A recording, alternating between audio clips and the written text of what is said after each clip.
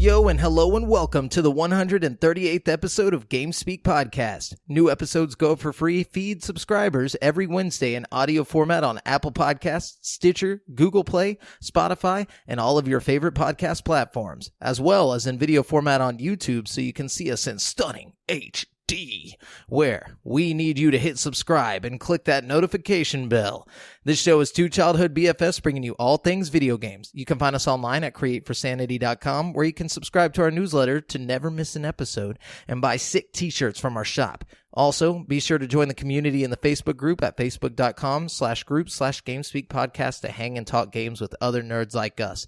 I'm one of your hosts, JAMAL Al-Jafra, alongside Brent, two girls and one cup bass.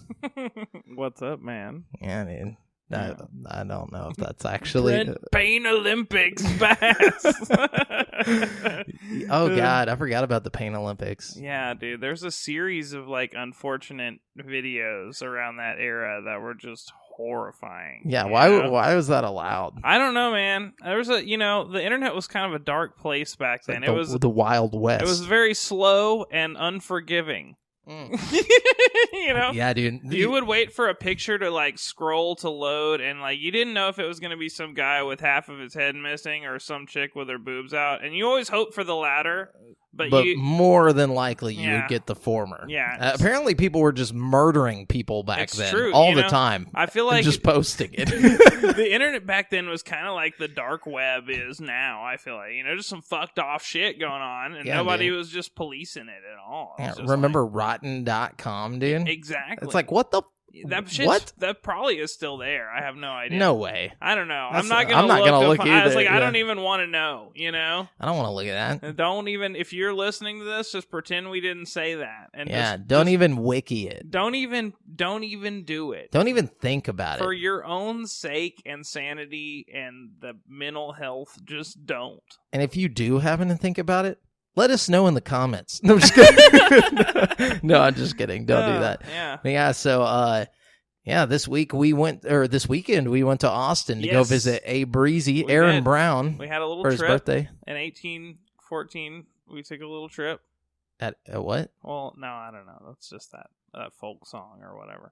But we did take a little trip. We did take a little trip. Down to Austin. It was fantastic. Good time. It was good. It was a good time. Spent some quality time with some quality peeps. Yeah. Ate some quality tacos. Drank a lot of alcohol. It's true. It was very fun. It's true.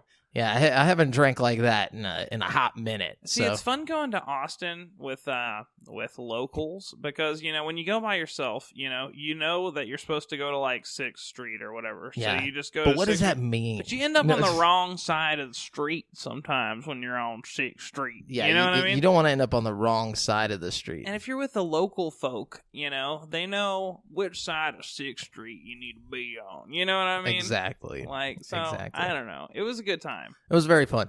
And those tacos, man. Oh, yeah. All the tacos in Austin hit so much harder than all the tacos in all the rest of the world. It doesn't make sense. We had a strictly taco diet on our... Literally. Yeah. Yeah, we went to a Mexican restaurant, Don Dario's, the night we got there. Oof. Next morning, we went to Al Pastor. Oh, they were also good. Yeah, they were. Them breakfast tacos, dude. Yeah, so that was kind of some shit that was happening in our week. Yeah. What else did you do on the days that we weren't in Austin eating tacos together? I'm trying to think if anything interesting happened. I don't even think I watched anything interesting. No, my week has been a lot of working and tacos, and then prepping for that weekend. So, yeah. What about you? Similar kind of thing. I managed to squeeze a tiny bit of gaming in there. Hang on, let me see. Usually if I have stuff, I write it down. Sometimes I forget about it. Let's see what I've written down. I've written down going to Austin. Okay. For sure. We've been there. Oh, okay. I tried a plant-based burger earlier, but it was not like the one from Burger King. I had the one from Burger King. That one was good. Yeah, you know yeah. what I mean? Where's this one from? This one was from HEB. They sold them it was just meat, ground beef kind of form. Is it Beyond Meat? I don't know. My mom had it. She's like, hey, you want to try these plant-based burgers? And I was like, hell yeah. So, Pretty good? It was pretty good, dude, Have you watched that documentary, The Game Changers, on Netflix? No, are they making plant-based meat products? Well, no. The Game Changers is like this documentary made by James Wilkes, who's like he won the Ultimate Fighter Championship, UK and America versus, and he also like teaches, I guess, like martial arts to like military and all these other places. Like he travels the world and like teaches people self-defense, but like murderous self-defense. It's like Krav Maga, like deadly. But he ended up hurting his legs, like broke his legs, and both of them? Something like that. Something weird happened with his legs. And he ended up, I think it might have just been one, but he gets really into legs. Yeah, he's just walking and they just snap. No, and he gets really into whatever he's doing and becomes like a master of it. And so like he was trying keeping his legs unbroken. He's just carrying too much weight, you know, but like anyways, is he like a big dude? I mean, he's pretty jacked. Like, he's jacked. He's not big. He's like shredded. But anyway, so like he was like, okay, I need to figure out the quickest way to rehab myself and like recover. And he figured out about like plant-based diets and stuff, and just like went super deep into it, and got like hired scientists to do like a bunch of stuff for the documentary. Arnold Schwarzenegger's in the documentary because he's plant-based now. Really? Yeah. Jackie Chan produced it because he's plant-based. What? Yeah, like Jackie. Yeah, Jackie Chan produced this as well as Arnold Schwarzenegger. He was also a producer on this documentary. And then but it's really interesting. Like if you think like plant-based stuff is like stupid and a fad and all this stuff, watch this documentary and it'll change your mind. Like there's like a bunch of meatheads at my gym that have like come in like, dude, did you see the Game Changers? Like I've been switching out my meat meals for like just plants and stuff like that. I'm like, what the fuck is happening? Dude, okay, so like I'm probably not going to become a vegetarian anytime soon or anything. It's because you haven't watched the Game Changers. Probably, dude. Exactly. But I will say this. I do like a good plant-based burger. They're real good, dude. They are good. I've been doing the Beyond Meat, like meatless crumbles. You've been trying it? What's a meatless crumble? It's kind of like a ground beef, but like it's pea protein and like a bunch of other shit, but it tastes like ground meat. Beef form. Yeah, well, like they're like crumbles, like it's like you cook it on the oven or as a stove. The same brand you can get like actual like patties. Not even in patty form. You can get it like ground beef. Yeah, like it's almost indistinguishable. That's what's crazy. Is like the texture and the way it like bleeds when you cook it and stuff. You know what I mean? It's very cool. Welcome to Vegan Cast. No, I'm just kidding. No, but no, it's just interesting.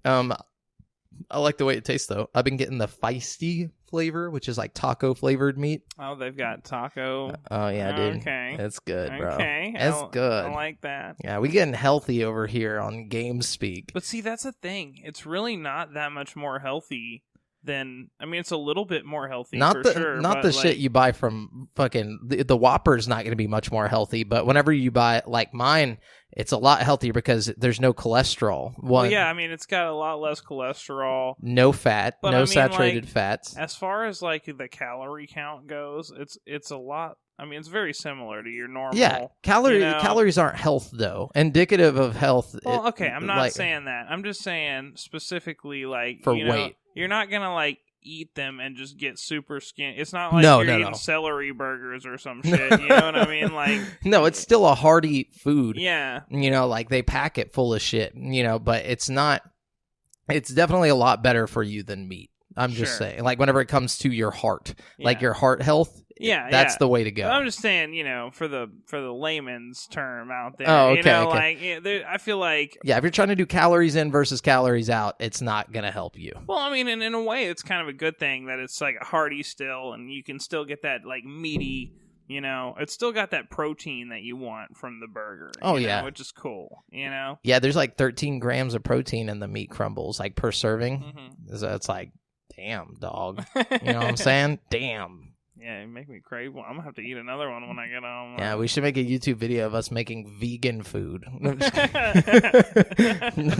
don't know, man. Maybe. No, I'm just kidding. That would be a horrible video. I mean, we could. We could make the video. Maybe we don't even post it. We just watch it when we Vegan eat our Speak podcast, dude. Dude, yeah. Veg Speak. I don't know if I could come up with more than an episode worth of shit to talk about. We're just like, yeah, we had a Whopper. Vegan stuff, and I don't know, dude. It'd be hard to like have a conversational podcast about that. It'd be like, what'd you eat? Oh, a new fake meat came out this week with it. I mean, right now would probably be the prime time to do that since all these fake meats are. Did you see the vegan KFC came out?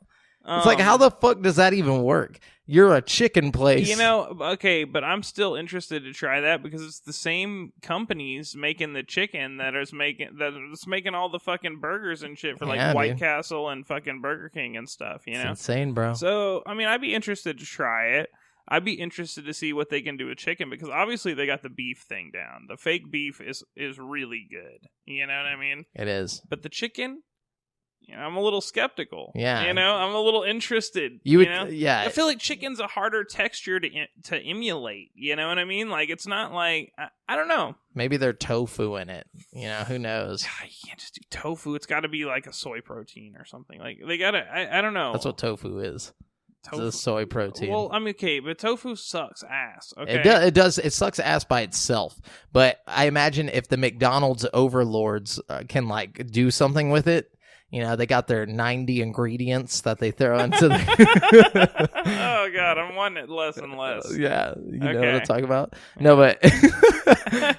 Anyways, off of the vegan stuff. Sorry, guys. Welcome to GameSpeak. One last thing. Oh, wait, there's more. Before we get off the vegan thing, I heard Taco Cabana, I think, was going to do a taco like that. Anyways, that's dude, I bet Bill Gates is banking, dude. What? Bill Gates just somehow is profiting off He is. The Beyond Meat is Bill Gates. Really? Yeah, that's his shit. Oh, Billy. Yeah, he says that the future is plant-based. Probably. So, I mean, think about it. If the population keeps growing, you know? We got to quit killing the moo-moos. Well, think about this. You know, if we were going to colonize like Mars or something, if we're thinking like space age way in the fucking future. Oh yeah, we got a Matt Damon it. We could just make meat out of fucking petri dishes. Like that would be dope. You know what I mean? Like and poopy potatoes. Oh jeez. Never run out of those. Anyways, so let's jump into the video game news. Just so you guys know, we're using articles from gaming news sites from around the web, and we do not claim any of the articles as our own. We're simply giving commentary and bringing them all to you here in one place. Yeah.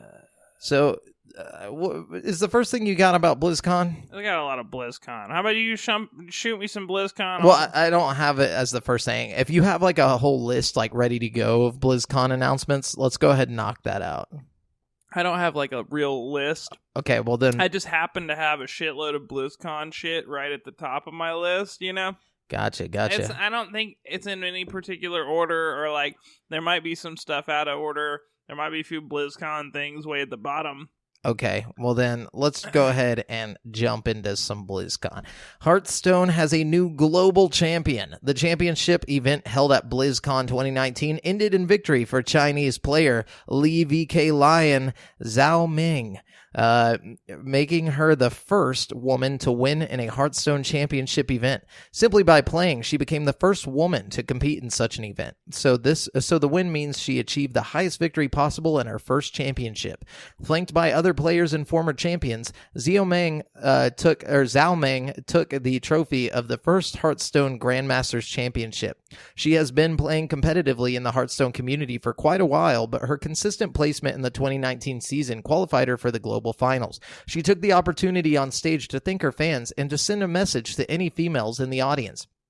Quote, 2 years ago, I remember when I was competing in a huge tournament, she said, via a translator. I was waiting in line, and there was this guy telling me, if you're a girl, you should not be waiting in line here. It's not for you. What a dick. Yeah, and now today I am here with all the support from the fans. So I want to say to all the girls out there who have a dream for esports, for competition, for glory, if you want to do it and you believe in yourself, you should just forget your gender and go for it. For glory! Fuck yeah. Hell yeah, dude. Who's the dude that was just like, yeah, you're not supposed to be here? Like, what? Yeah, what a dickhead, dude. What's wrong with people? I like how she's the first girl to ever compete, and then she just smashes the whole fucking competition. Just There's going to be so many that follow, though. Oh, dude, for sure. But I mean, okay, if we're thinking about it like logically, there should be way more girls competing in esports, you know? I feel like it's one of those few sports where it's like a totally level playing field, you know? There's nobody who's got a competitive edge or anything. Why do you say that? Because it's video games, you know? You don't have to be like fucking... Oh, you're talking about physical attributes. There's no... Okay. Yeah, it's not like... I was like, some of those guys, I don't think I could ever compete with. I understand, like, splitting up boys and girls when it comes to, like, basketball or, football or whatever the fuck. You know what I mean? But when it comes to strategy... Games, it's like, it's like chess or something with video games, you know? It's like a game of wits, and I fucking love that, you know? I feel like it's something we can all get to do... You know, mixed gender, you know. Yeah, I think that's pretty cool, you know. I like that. Even age doesn't matter. You can't. You don't have to like. I mean, maybe. I mean, unless it's like rated M for mature. No, I mean like maybe if you're like 40 and your reflexes aren't as fast, you know, like and your eyesight's not as good. Sure, but I mean, you know. Like that's for anything, I think. And there's still some 40-year-olds out there that probably smack me at just about every game. You know what I mean? But if you play it on that pro level, you're going up against pro youngins. You know what I'm saying? That's when you start doing steroids, bro. Yeah, they'd be like Michael Jordan going up against like a now modern day NBA player, like right now. Like at his age. I don't know if it'd be like totally the same. I mean, I don't think it would be physically the same. It wouldn't be. Michael Jordan would be getting like crossed up. That's what I'm saying. But that's what I feel like. That's the same. I think like the oldest esports player is like 32. Like straight up, that's like the oldest esports player. And they say it has something to do with the like reactiveness, like your reaction time. Maybe it has something to do with the fact that video games weren't out whenever they were a certain age.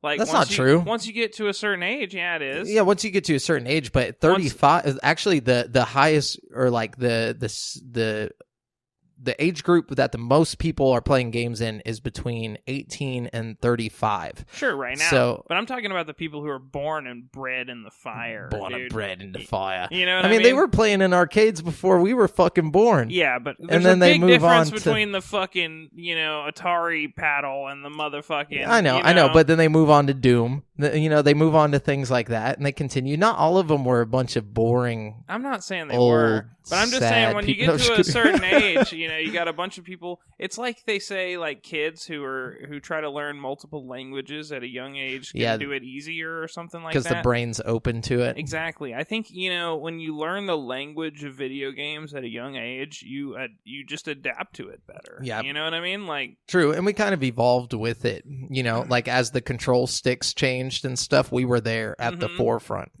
Exactly. You know? That's one thing I notice older people who haven't played video games in a long time have trouble with, is like the analog sticks and stuff. Like, oh, what's this? Like, I remember when there was only 2 buttons. When was that? Right. What game was that?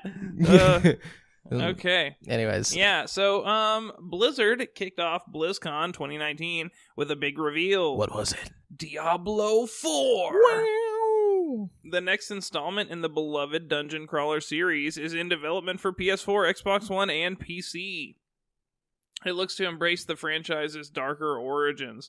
More details are expected during an ongoing panel focused on Diablo 4, but we already know quite a bit about the basics. The reveal came by way of an extended cinematic trailer, which set the tone for the game's horrific atmosphere. Game director Luis Barriga took the stage following the trailer to shed more light on the title.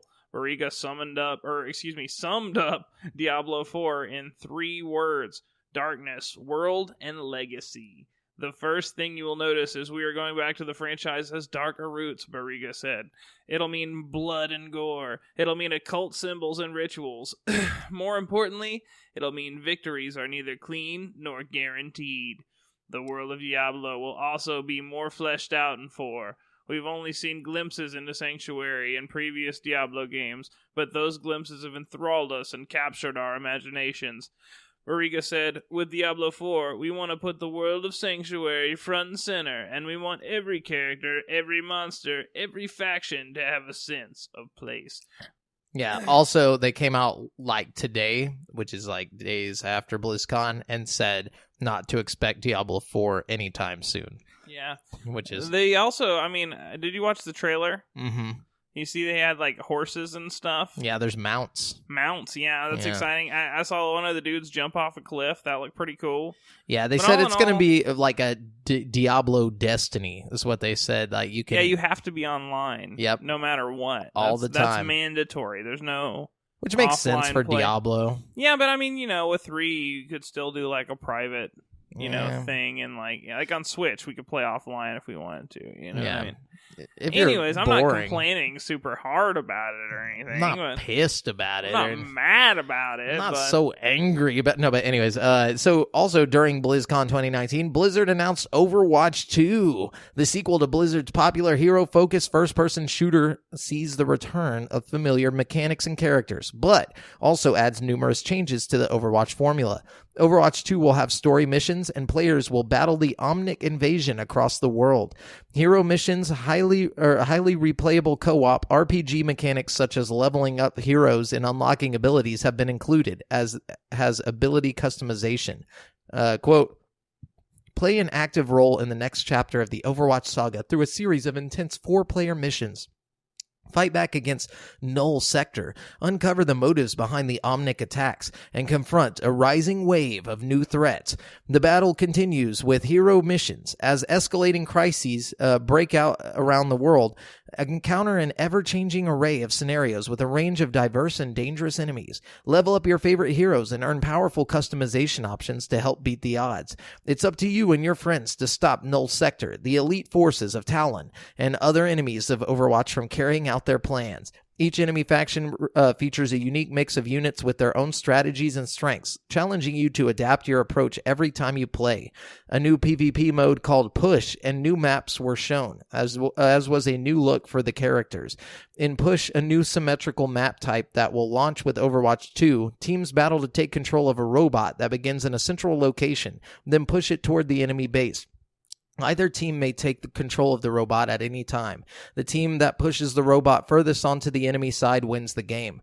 Kaplan emphasized that Overwatch 2 is still a 6v6 team-based competitive experience like the original. Push is described as a core competitive game mode, which means it'll appear alongside the other modes in quick play, competitive, and will be played in the Overwatch League. New heroes were also teased with Sojourn shown, but further details were not revealed. Kaplan said there will be multiple heroes that will come to the game. He also said that for us, sequels make us nervous, so that we're hoping to do is redefine what a sequel means. Explaining further, Kaplan said original Overwatch players will get to play on all of the same maps as Overwatch 2 players, including new ones, and with all the same heroes as Overwatch 2 players. It is a shared multiplayer environment where no one gets left behind. It seems those that don't get the new game will still be able to play on the new multiplayer content, but not the PvE content. Current Overwatch players will battle side by side with Overwatch 2 players in PvP multiplayer. They'll also be able to play Overwatch 2 heroes and maps. All unlocks such as skins, emotes, voice lines, and other cosmetics will also carry over. Your accomplishments and loot collections will be carried forward to Overwatch 2. That means you'll keep your skins, player icons, sprays, emotes, and more, the official website says. So basically, there's no point in buying this game. Well, I mean, unless you want PvE. Yeah. But who's playing Overwatch for the PvE? I don't know. Maybe they'll make it worth it, you know? They one of the guys has a quote on a different article about the same thing, and he said this. He said, it's very challenging because the industry has done things the same way for so long, and he's talking about how it's hard to get the rest of the people on board with, like, putting all the content. Just basically, he doesn't want to stop supporting Overwatch 1. Yeah, of course. He's like, he'd feel bad if they just like completely cut off Overwatch 1. So he's basically making the PvP the same for both. So he's trying to convince the board to do that. Anyways, it's hard to get people to push them out of the comfort zone. Hey, I think we could do it a better way. He's like, I try to tell them if we do right or what's right by the players, they will be happy. We will have a better game, and we will end up in a better place in the long run. He believes that cutting off players from the first Overwatch to make that game just sort of die on the vine is the wrong approach. I always try to come at things from a player-first standpoint, Kaplan said. Blah, blah, blah. So, I don't know. I think it's more just them trying to be, cool. I mean, I get that, but I still don't get the point. It's like, this could have just been a fucking DLC or something. Like, they could have just put PvE into the game the same way that Fortnite adds brand new shit. Yeah, they could have done exactly what Fortnite did, and just, because Fortnite, every time when you look at the little logo for Fortnite, it says Fortnite Chapter 2 really big now, so it could just be like Overwatch 2. They could just change the name of the game. But no, this is the way to make money. Anyways, what you got? Yeah, I think they just need a little boost in hype, you know what I mean? Absolutely. So, let's see. It's been a wild couple of weeks for Blizzard following the company's decision to punish professional Hearthstone player NGY Chung. Sorry, I have no idea how to pronounce. It's like in the NG. Is that like a... Let me read it. Let me see if I can read it. Okay, it's like the highlighted. Blitzchung.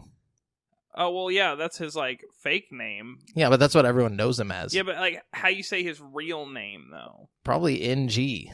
NG? So I just say NG? I guess, if that's, that's or is it like Ng? I doubt his name is Ng. Hey, man, you never know. Anyways... Their decision to punish it could Blitzchung. be Ingi. Ingi? Like Ingi. Maybe. I don't know. I think Nga. Nga. Okay. Nga. It wouldn't be like Nga. Like Unga. It would be like Nga. No, that wouldn't work. He's just a grunt? Like, he's just an anime grunt? Yes, like, dude. He's a grunt. Nga. Yeah. Anyways. So, Nga. They punished him. After he used post-match interview to express his support of the Hong Kong protests. Though Blizzard already released an official apology for its actions, the company took advantage of its platform at BlizzCon 2019 to further address the situation, although it didn't acknowledge any specifics about what it had done. Of course. This is a quote, Blizzard had the opportunity to bring the world together in a Hearthstone tournament, company president J. Allen Bragg said. We did not. We moved too quickly in our decision-making, and to make matters worse, we were too slow to talk with you. We didn't live up to the high standards we really set for ourselves. And second, we failed in our purpose. I'm sorry, and I accept accountability. Brack went on to talk about BlizzCon being an opportunity to showcase the global community for its games and promised, we will do better going forward. In response to the original ban against Blitzchung, a protest was organized that is currently ongoing outside BlizzCon. This is another quote. That Blizzard has shown a willingness to reevaluate their decision is a small step in the right direction. But make no mistake, Blizzard continues to punish these individuals despite widespread outrage from gamers around the world. Protest organizer Dayton Young said in a statement to GameSpot, we understand that the game publishers and developers have a responsibility to moderate the content that appears on their platforms to ensure that the gamers are safe from harassment, threats of violence, and other dangerous behavior, he continued. But silencing gamers who speak up about issues that affect their freedom makes us all less safe from oppression and institutional abuse. So, I feel like they're still punishing the guy, even though they're publishing, publicly apologizing. What they did was more like, look, guys, we're very, very sorry. We made a mistake. Here's Overwatch 2! And everyone's like, throw down their protesting signs and just fucking trampled into the goddamn BlizzCon. Like, all the protesters became fans instantly. My thing is, you don't even really have to do much of an apology. Just unban the guy, you know? They can't do that. China's like, fuck it, dude. Like, I don't know. That's some bullshit. Fuck China, dude. What they're claiming is what they China. said. No, what they're claiming. Flex, China. No, Please don't, China. No, but what they're saying. Do it, China. No, I'm just kidding.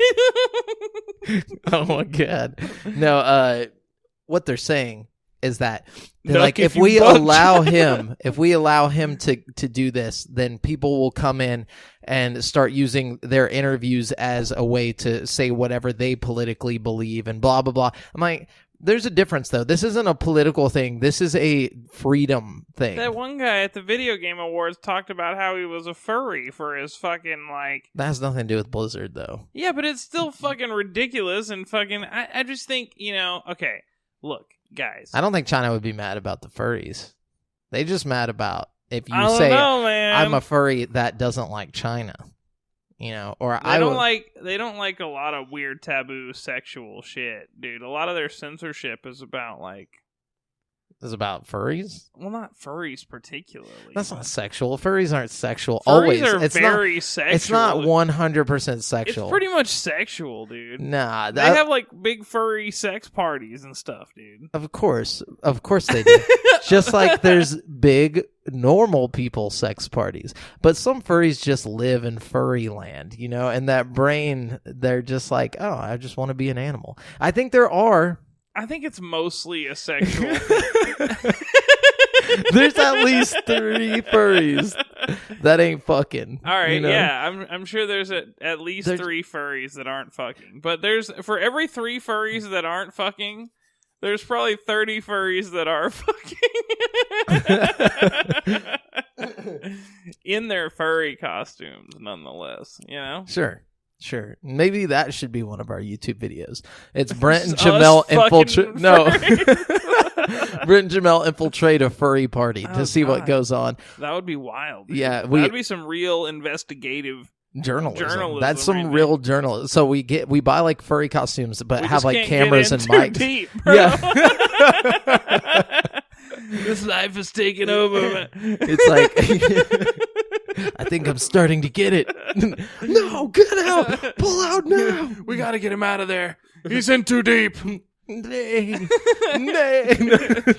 Anyways, Horizon Zero Dawn was a critical and commercial success, so it's been somewhat surprising that Sony has yet to announce a sequel. Yeah, pretty good game. That remains the case, but now yet another piece of evidence has emerged that Horizon Zero Dawn 2 is in development. A job listing at Guerrilla Games for a, quote, technical vegetation artist, end quote, via Games Radar specifically mentions that the candidate would be working on creating the stunning environments of Horizon. Given that Horizon is more than 2 years old now, it seems likely that this job ad is for a new Horizon game, potentially a sequel. The job ad states that Guerrilla has a total of 4 teams dedicated to making the environments of Horizon. Guerrilla has numerous open positions on its website, but this is seemingly the only one that directly mentions Horizon. Other job ads mention that Guerrilla is working on a new open world game, and that could be yet another reference to Horizon Zero Dawn 2. Anyway, so yeah, Horizon Zero Dawn 2 is coming. I heard some rumors about some Horizon Zero Dawn VR content. I don't know if that's true or not. Maybe that's what it is. I wouldn't be surprised if this ends up being a launch title for PS5. You know what I mean? Dude, it probably has to be. Maybe not a launch, but like around launch. You know what I mean? Like I think we'll be seeing it. I bet you anything it's a launch title, just because they need those hard-hitting exclusives. Yeah, if they got 5 studios working on the environment, they probably want to get it done fast. You know what I mean? Yeah, and Last of Us 2 is going to hit the PS4, so it's not going to be a launch title to PS5. Well, I think most of the first, wave of shit that comes to the consoles, all of the new consoles, I think is going to hit on like Xbox One and stuff, and PS4. Maybe. Like, I know for a fact that Halo Infinite will. I know for a fact that Last of Us will. Halo Infinite will not be on Xbox One. Yes, it will. No, it won't. Will it not? It's a whole new engine that was made for the next gen consoles. I'm pretty sure they've said that it will be on Xbox One. Nah, you Google that. I will. You Google that. Brent's Googling that. While he's doing that, I'm going to read something else. Mm-hmm. The next DLC fighter for Super Smash Bros. Ultimate is Terry Bogard, one of the most recognizable fighters from the Fatal Fury series. We haven't seen much of what Terry can do yet, but that's set to change in an upcoming live stream. Yeah, it says it's coming to Microsoft Windows, Xbox One, and the upcoming Xbox console Project Scarlet. Who says that?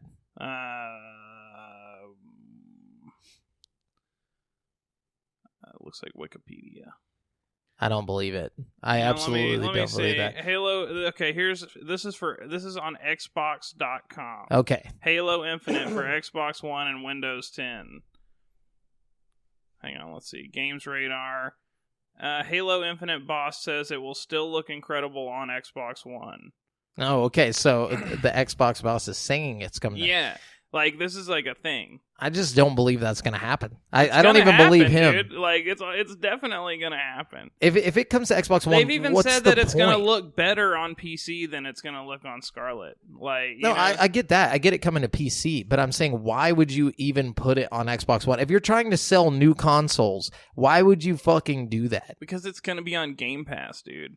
And it has to be on Xbox One. Of course. Oh, that's true. It is going to be on Game Pass. I didn't think about that. But you could still limit it to just the Xbox Scarlet's Game Pass. It'll get there eventually. But, at the time... It just doesn't make sense to me. I don't know. I mean, that's how it's going to be for all of them. All of these games are going to do that, though. You know the Switch is already about to outsell Xbox One? Like, I'm not surprised. Console. That's fucking sad. Like the Switch has only been out for 2 years. The Xbox One has been out for over 7 years. Yeah. Like, they can't. This is where the stuff gets to me. It's like, I have another article over here talking about how the PlayStation 4 is now the second best selling console of all time. Yeah, it outsold Wii. Right under the PlayStation 2, which is, and it just beat out the PlayStation 1. Which was the fucking second best of all time, I'm pretty sure. Wii was the second best. Yeah, so it beat out the Wii. That's fucking crazy, dude. They're still making games for the Wii today. Yeah, though the only thing that really is different about this is how the PlayStation had multiple versions of the console come out, so like it counts all of them as one. The Xbox had multiple. No, versions. I'm not talking about. I'm talking about the Wii. The Wii. Because the Wii was just the Wii. Yeah. The PlayStation had like halfway through it was like, oh, here's another console. Yeah. So like, and they count the good Pro. Point, It's hard to argue with that statistic right there. And even the PS2 had the Slim come out, what I mean, halfway through its life cycle. And what this is people that already have PlayStations going and selling their PlayStation 4 to get a PlayStation 4 Pro or like upgrading. You know what I'm saying? I'm not saying that's all of it, but I'm saying that is a huge chunk of it. Mm-hmm. It's not like, oh shit, there's 150 million people with PS4s. It's like, yeah, they still sold a dickload of PS4s. Definitely, regardless. You know what I mean? I was just saying to think about the numbers, though. Yeah, for sure. For sure. But it just shows you how many Wiis were fucking sold. That's wild to think about. It's insane.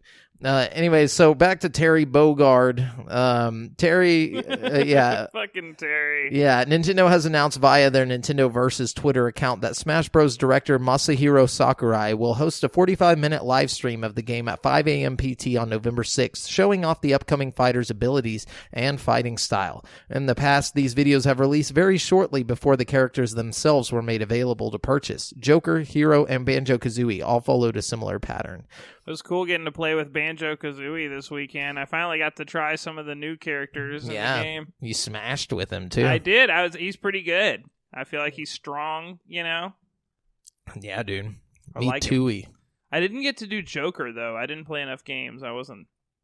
Oh, yeah, I didn't even... I don't even think they have Joker over there. No, I don't think so. They had Hero and they had Banjo. I'm excited to see how Terry Bogard fares. I feel like he's one of those characters that nobody's excited about, but he's going to turn out to be really good or something. Probably, yeah. Anyways. Let's see. I won't read the whole thing, but Ubisoft is basically saying in their latest earnings call that they want to have all of their future games that are PvP be cross-platform. Like, for this next upcoming generation of games, like they want to just bring it all cross-platform. That's going to be everybody, though, because I don't remember who it was that said it. It might have been the head of Microsoft, or it might have been it was the head of PlayStation, saying that next gen will be cross-platform from day one. Like, it'll be easy access cross-platform. Fuck yeah, dude. So that glad we're all on board here. Yeah. You know what I mean? They were like, it'll be built into the system to the point to where, like, any developers that want to do cross-platform, they can just do it with ease. And if you're smart as a developer, you will. Yeah, everyone's going to do it. So I think that's one of the big things that makes it next gen, is going to be the fact that every game is going to be like, you can play with people on different consoles, or different platforms. Anyways, the new Terminator movie, Dark Fate, opened in theaters this weekend, and it came up short. The action movie starring Arnold Schwarzenegger, Linda Hamilton, and Mackenzie Davis made only $29 million at the U.S. box office. Ouch. That makes it a flop. I've heard it was pretty good, too. Yeah, I've heard like people saying it's the best Terminator in years. And since 2. Yeah, which was dope. Yeah, the film reportedly cost close to $200 million to produce, according to Deadline. Variety reports that the movie cost $185 million to make, with up to $100 million more in marketing costs. The site said a $29 million opening for the movie, which was directed by Deadpool's Tim Miller, is a terrible result, and just the latest struggle for the Terminator franchise. 2015's Terminator Genesis, which ultimately grossed just $90 million domestically, made only $27 million for its opening weekend in the U.S. Dark Fate was financed mainly by 3 companies, Paramount, Skydance, and Disney via Fox. Each company put in 30%, with China's Tencent adding the rest. Of course, they're everything. They're everywhere. Variety reported that Dark Fate could end up losing $100 million at the box office, though those losses could be mitigated through deals for TV and streaming, along with rentals and other sources. I feel like the apocalypse is just going to be Tencent and Disney fighting to the death for God. Full supremacy of the world. You know what I mean? Yeah, and all the people just work in their factories. Like corporate overlord. Yeah. It's just going to turn into the Outer Worlds. Just yeah, we all going to say little slogans and shit. Oh man, it's like, when you wish upon No, but anyways, Dark Fate picked up decent review scores from critics, while the movie received a very solid B+ rating on CinemaScore. If Paramount was trying to reinvigorate the series with a younger audience, that didn't really work. The movie's domestic box office was made up of only 25% of people in the 18 to 24 age bracket. Behind the scenes, Dark Fate ran into problems as well. James Cameron, who wrote and directed the first Terminator movie and remains attached to the series as a producer, told Cinema Blend that there were many disagreements during the editing process. Quote, "The blood is still being scrubbed off the walls from those creative battles. This is a film that was forged in fire," he recalled. According to Cameron, Miller, the director, wanted more control over the direction of the film. Tim wanted to make it his movie. And I'm like, yeah, but I kind of know a little bit about this world. So I had the matter and the antimatter version of that producerial experience, he said. Then Scorsese came in and said, this shit wasn't even a movie. I don't know.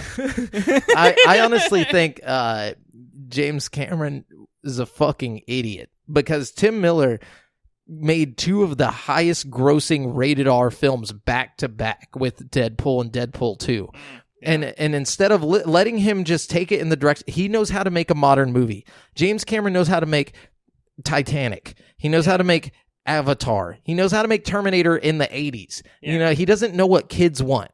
I mean, James Cameron still goes hard, dude. When was the last time James Cameron went hard, dude? I don't know. Let me see what his repertoire is like lately. Okay, you check that out. But I'm just saying, Tim Miller knows what he's doing. And the fact that Tim Miller stood up to James Cameron should be enough for him to be like, okay, I think this guy has enough confidence that I can just let him do this, But James Cameron, of course, had to be like, I know a little bit about fuck. Why'd you hire him to be the director if you're not going to let him direct it? I'm sorry, I get angry. Just a little angry. That's real. I'm a little passionate, you know what I'm saying? Anyways, what's the last thing that he went hard on, dude? Please inform me. Alita Battle Angel. That movie was trash, and he was a producer on it. A lot of people really like that movie, dude. Have you seen that movie? No, I haven't. It's Spy Kids, but for adults. Okay. It's made by the same guy who made Spy Kids. Wow, somehow he was involved in the Aliens Colonial Marines video game, which was trash. That movie, I mean, that game went hard, dude. No, I'm just Really? kidding. No, I was like... No, it was trash. I don't know. You know, there's a new Terminator game coming out pretty soon that looks like it's queued up to be trash. Have you seen the trailer for that? Man... It's like, why? I can almost 100% guarantee you that game will get like a 4 from IGN. It's supposed to be set after Judgment Day. It's like, okay, let's set it after the most interesting part of the whole world. You know? I don't care when you set it. Just make it not suck ass. Like, the environments look boring. Just everything about it just screamed like, oh my god. This like original Xbox game? Yes, dude. I don't know. It looked bad. Anyways. And James Cameron, obviously a genius, but like he's got to get. But his movies just aren't cinema, dude. Yeah, they're just amusement theme parks. Theme park movies, yeah. Yeah. Anyways, what you got? Let's see. Call of Duty Modern Warfare has gotten off to an extremely good start, even by Call of Duty standards. Activision announced that its first 3 days on the market have seen it top the 3-day sales of every other Call of Duty game released this generation. And it has also become the top-selling new game release of 2019. The company has also boasted that it has already brought in more than $600 million worldwide sell-through and topped PS4 digital pre-orders and 3-day digital sales records. It also beat the company's internal digital sales records, as well as its records for the biggest Call of Duty launch on PC. The company notes that this is counting both retail and digital sales units, including sales of the Charity Defender Pack. Sales of that DLC go to benefit the Call of Duty Endowment. I had to look that up. The Call of Duty Endowment helps veterans find high-quality careers by supporting groups that prepare them for the job market. Nice. Yeah, so. Well, I mean, big surprise there. Call of Duty sells well. I just don't. It's like, will it ever fade? Will there ever be a year where like Call of Duty just didn't sell?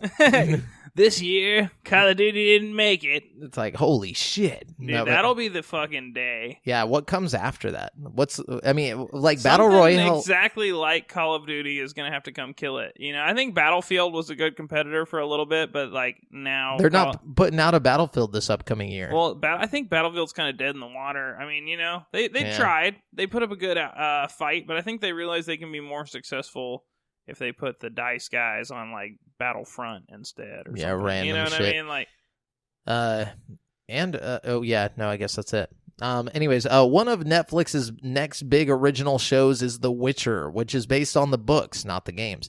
The program's showrunner, Lauren S. Hissrich, has now commented that she has multiple seasons planned for the fantasy project. She told SFX magazine that she has 7 seasons of the show mapped out, though only 1 season has been greenlit so far. Yeah, we got the trailer for this posted on our Facebook group. It looks really good. I feel like, I don't know, I was a little skeptical whenever everybody was posting the, like, photoshopped images of Henry Cavill over the fucking, you know, Geralt, you know? But actually seeing him in costume and, like, acting and stuff, and the effects look pretty good. I don't know. It looks pretty good. You know, I'm excited to see what they do with it. Yeah. The story in the game was interesting enough to keep me, you know, wrapped up in a kind of high fantasy setting that I'm usually not too into. I don't know. I'm interested.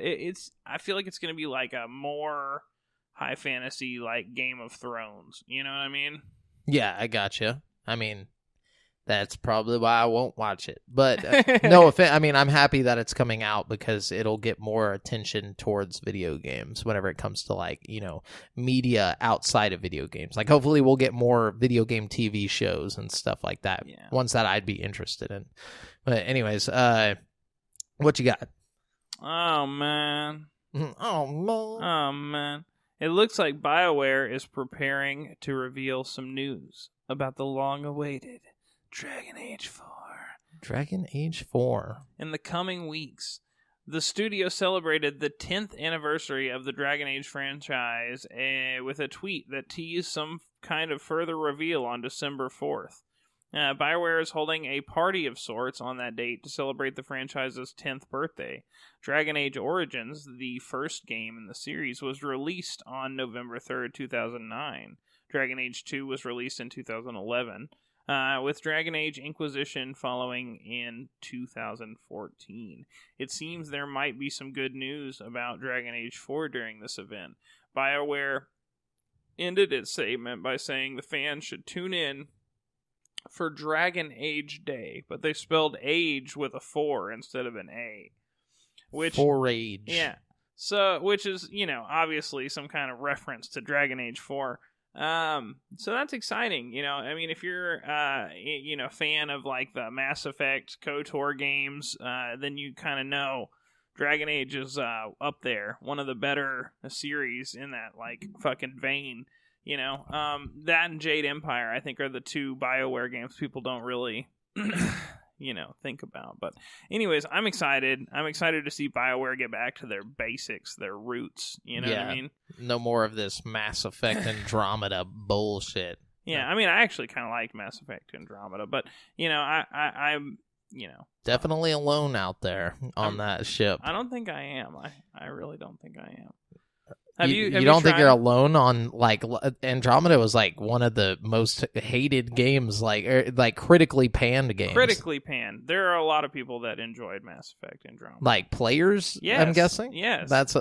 I haven't heard that. Well, but go check it out. I mean, people like it. I mean, not everybody likes it, obviously. You know what I mean? It reviewed really bad. Is all I remember. Is that like it was a big deal and that they were like, okay, we're just gonna step away from Mass Effect for a while. That was the game where they were like, yeah, we're just gonna stop for a while. I don't know, man. You can't just believe everything every critic says. It's not that bad. It's one of those games that every critic jumped on the fucking hype train of like dissing on it, and it wasn't actually that bad of a game. Gotcha. Like, so, well, maybe it's because the standards are so high for Mass Effect. No, I don't know, man. I really think that like one of the big reviewers gave it a bad score, and everybody else looked at that and they're like, "Oh shit! If I give it, I'm gonna sound dumb if I give it a good score or something." I don't know, man. I feel like it wasn't like okay. I don't think it was like a 10 out of 10, but it definitely wasn't any lower than like a 7. You know what I mean? Yeah. It was a solid game. I mean, it wasn't like a masterpiece, but it was really good. Like.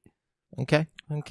I'm not saying that you're wrong. I mean, you are saying that. No, I'm just telling you that because you said it was loved by many. I was just saying there are many people out there that loved it. I just never met a person that was like, dude, Mass Effect, besides you, that's like Mass Effect Andromeda is my shit. You need to go into like a big public forum and be like, did anybody else like Mass Effect Andromeda? And at least somebody will come to your defense. I promise. You're like, at least one person in the massive forum will come out and be like, I liked it.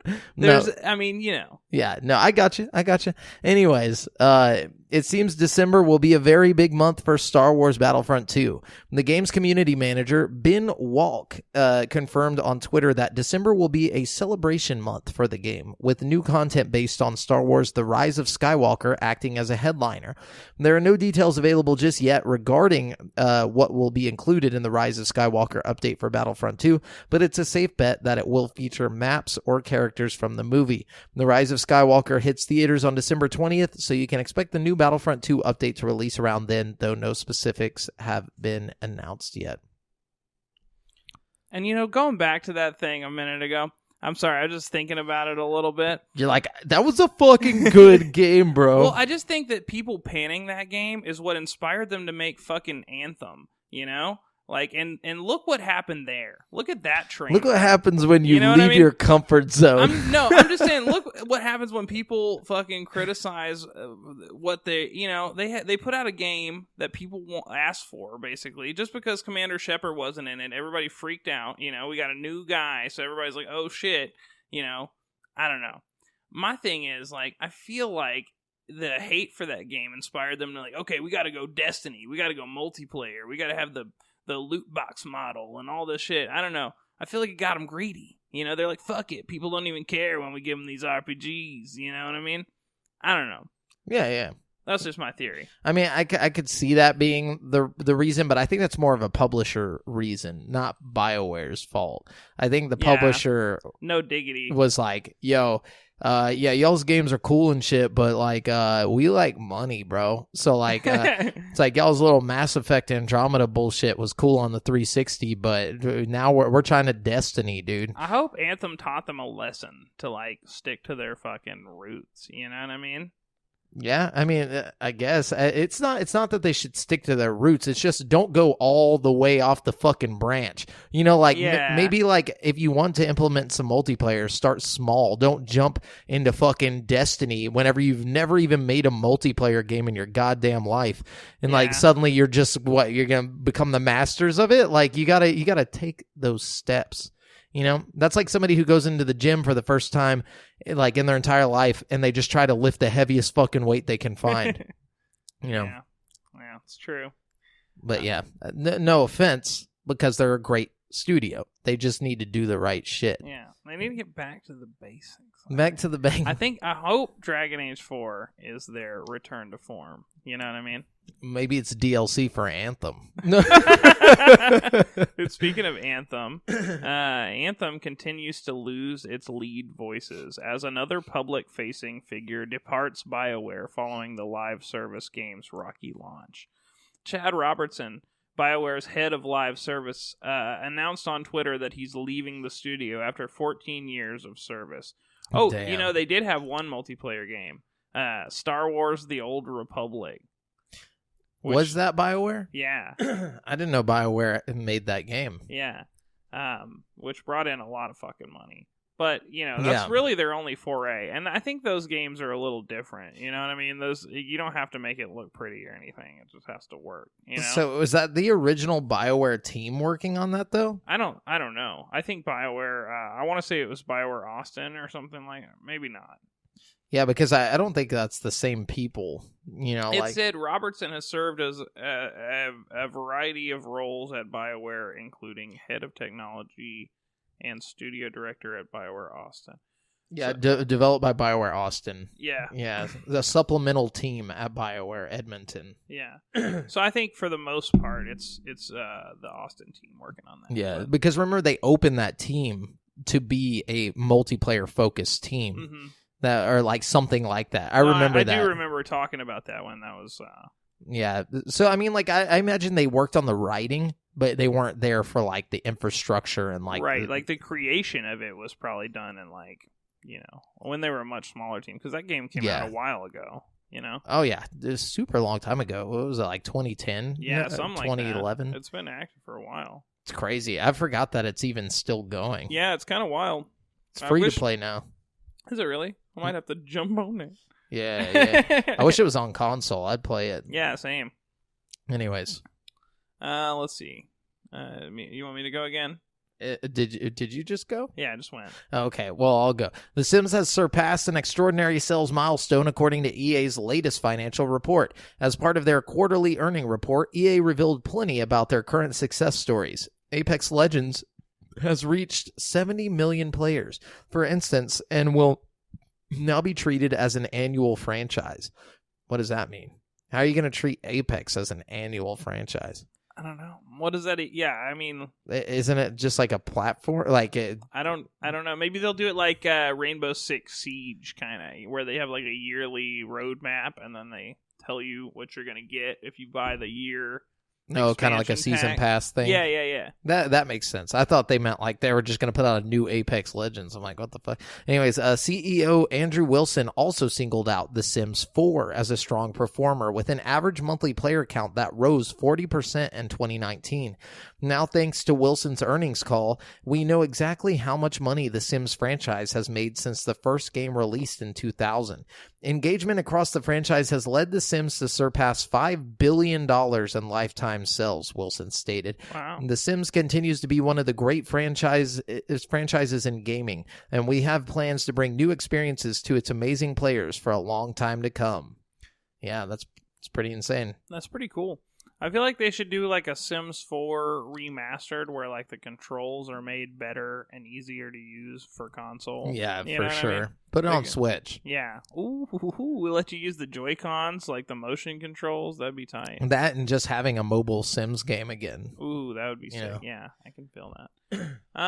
Following its October 15th launch on PC, UM's detective RPG Disco Asylum is preparing to make the jump to PlayStation 4 and Xbox One sometime in 2020. Yeah, GameSpot, I can't remember if it was GameSpot or IGN that I saw today, gave that game a 10. Perfect 10, yeah. I don't know what it is. I know it's some Disco Asylum, and you're like a detective, you're cracking cases. I don't really know, but apparently it's really, really good, so keep your eyes open and your ear to the ground. Yeah, for sure. Yeah. Anyways, thanks to the Switch Lite's success, Nintendo is looking into bringing more of its 3DS franchises to the console handheld hybrid in the future. Wall Street Journal tech reporter Takashi Machizuki tweeted that Nintendo Japan's current president, Shuntaro Furukawa, said the company would make more 3DS franchises available on Switch. Such a move is already happening with Brain Age, which is getting a new entry this December in Japan. A Western release for the new Brain Age game has yet to be announced. The news rides on the back of Nintendo Switch Lite's growing popularity, as the company mentioned in its earnings report that the console sold approximately 2 million units worldwide in just 11 days since its September 20th launch. So cool. That's pretty cool. What DS franchises would they even do, though? You know? I would imagine, like, you know, maybe like bringing the Luigi's Mansion game over, like bringing. But they already did that. No. I mean, like the 3DS one, like like a direct port. But yeah. I don't think that's what they're talking about. You think they're talking about? They're talking about like Brain Age as a franchise. You know, like they're making a new installment. Like adding a new installment. Yeah, like what games were like strictly DS franchises? You know what I mean? The Super Mario 3D Land games, I guess. Yeah, they could do that. But what else could they do? There's got to be some other like DS game that was like Bravely Default. Oh, okay. I don't know. There's not much. That's why I thought they meant like ports. Maybe they did. I don't know.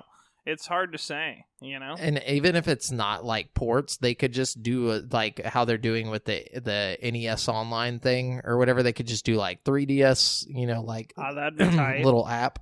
That'd be tight if they put the old school Pokemon games on there. That would be like endless entertainment. Yeah, for real. Let's see. The reimagined, revamped version of Persona 5 has officially launched in Japan, and publisher Atlus went the extra mile in letting people know it's out there. Along with a launch day live stream, a modified version of Persona 5 Royale's opening cinematic took over multiple screens at the iconic Shibuya Crossing in Japan.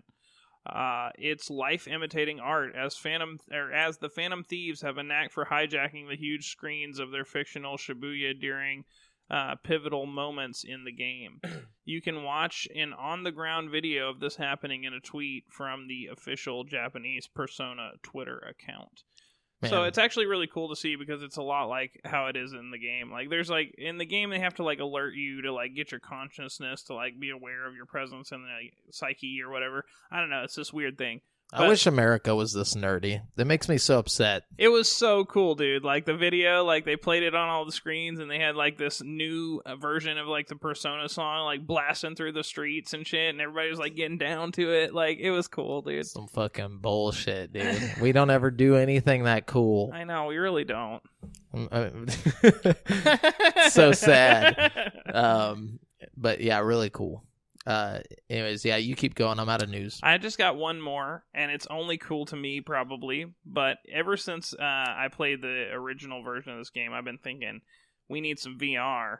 Lo and behold, Layers of Fear VR is announced. So I think we're going to get the OG Layers of Fear game in VR, which is pretty exciting to me because I've always thought it would make a good VR game. Nice. Yeah. But you already know all the scares. Well, I played it. It was a long time ago when I played it, you know? And one thing I remember about the game is, like, there was a lot of, like, hold right trigger to, like, open the cabinets. And, you know, I feel like a lot of things that would have been, like, translate really well to, like, grabbing and opening things in VR. You know what I mean? I don't know. I can just see it, dude. I'm excited. Dude. Nice. Play it again.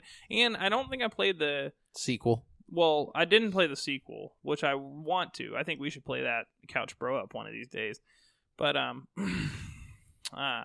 forgot where I was going. I don't think I played the DLC for the first one, which was like, you know, it kind of like added on to the story. And I'm not sure if that'll be included, but I would be surprised if it wasn't like the complete Layers of Fear experience. You know what I mean? Yeah, for sure.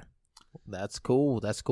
Well, that's it for this week's video game news. We're going to jump on over to this week's releases, where I'm going to let you know what brand new games are coming out in the next 7 days, starting with Garfield Kart Furious Racing. What? Yeah. It's coming to PS4, Switch, Xbox One, and PC on November 5th for $29.99. Fans of racing, cats, and lasagna, get ready. Garfield, the world-famous cat, is back to take on John, Odie, and their friends in this racing game where anything goes. I felt like John and Odie are like the only characters in Garfield other than Garfield. Like, that is true. It's just like John and Odie and Garfield, and they're all throwing lasagna at each other. Yeah, how many characters could there possibly be in this? To compete in online races with up to 8 players and split screen races with up to, so there has to be at least 8 characters. Yeah, I feel like you're really pushing it to find 8 characters in Garfield. Like, this is The Rock, like a literal rock that you saw. I thought you meant like Dwayne The Rock Johnson. He's just swerving by Garfield. Just like, I would play that, dude. Hell yeah, dude. The Rock's kart racer. And The it's Rock like and Kevin Hart and Garfield. Jack Black, like Jumanji kart racer. That would be very weird. Lithium Inmate 39 is coming to PC on November 5th. I couldn't find a price for this game. Lithium Inmate 39 is a platform and 3D puzzle game for horror genre. It tells the story of a psychiatric patient who must find the way back to his origins, discovering his past and getting explanations to understanding what is going on in his mind. As the game's story develops, players need to overcome hundreds of perils, traps, and puzzles throughout the 7 different chapters of the game. Traumatic past memories from the Inmate 39 will take form on different and uneasing enemies. Okay? Each chapter is inspired and set on Inmate 39's vision of his world, the paths that will take him to knowing his truth. I feel like that's not a English first written paragraph there. And then we got Ships coming to Switch on November 5th for $13.99. Love ships. Yeah, and Ships take control of 3 special purpose ships and perform interesting missions in the dangerous waters of the Baltic Sea. Okay. Participate in the extraction of large-scale marine facilities from the bottom of the sea and the transport and assembly of large offshore installations, as well as in rescue and transport missions. That just sounds like work. It is. Like virtual work. Like, what if you were secretly controlling actual missions and like... I always think about that when I'm playing video game. Maybe that's just like my childlike imagination, you know, but like, I don't know. What if you're just like controlling some android? What if the government just tricked us and we're all just like... I don't know, because there's too many shitty players, like people who can't play very well. Too many team killers. Yeah. Like, it wouldn't work out so well for whichever entity is controlling it. Oh, God. And then we got Valfaris coming to PS4 on November 5th, and then on Xbox One on November 5th for $24.99. Valfaris is a heavy metal-infused 2D action platformer. After mysteriously vanishing from galactic charts, the fortress of Valfaris has suddenly reappeared in the orbit of a dying sun. Once a self-contained paradise, the grandiose citadel now plays host to an ever-growing darkness. Okay, and then we got Red Dead Redemption 2 coming to PC on November 5th. And then we got... But not to Steam. Hey! What's it coming to? It's coming to Epic Store and Rockstar's own store, which they just launched. But for whatever reason, they're not coming to Steam until like December. That exclusivity, bro. If you're looking for it out there, PC folk, just know. It's epic. Yeah. And then we got Audica coming to PS4 on November 5th, or to PSVR on November 5th for $19.99. Oh!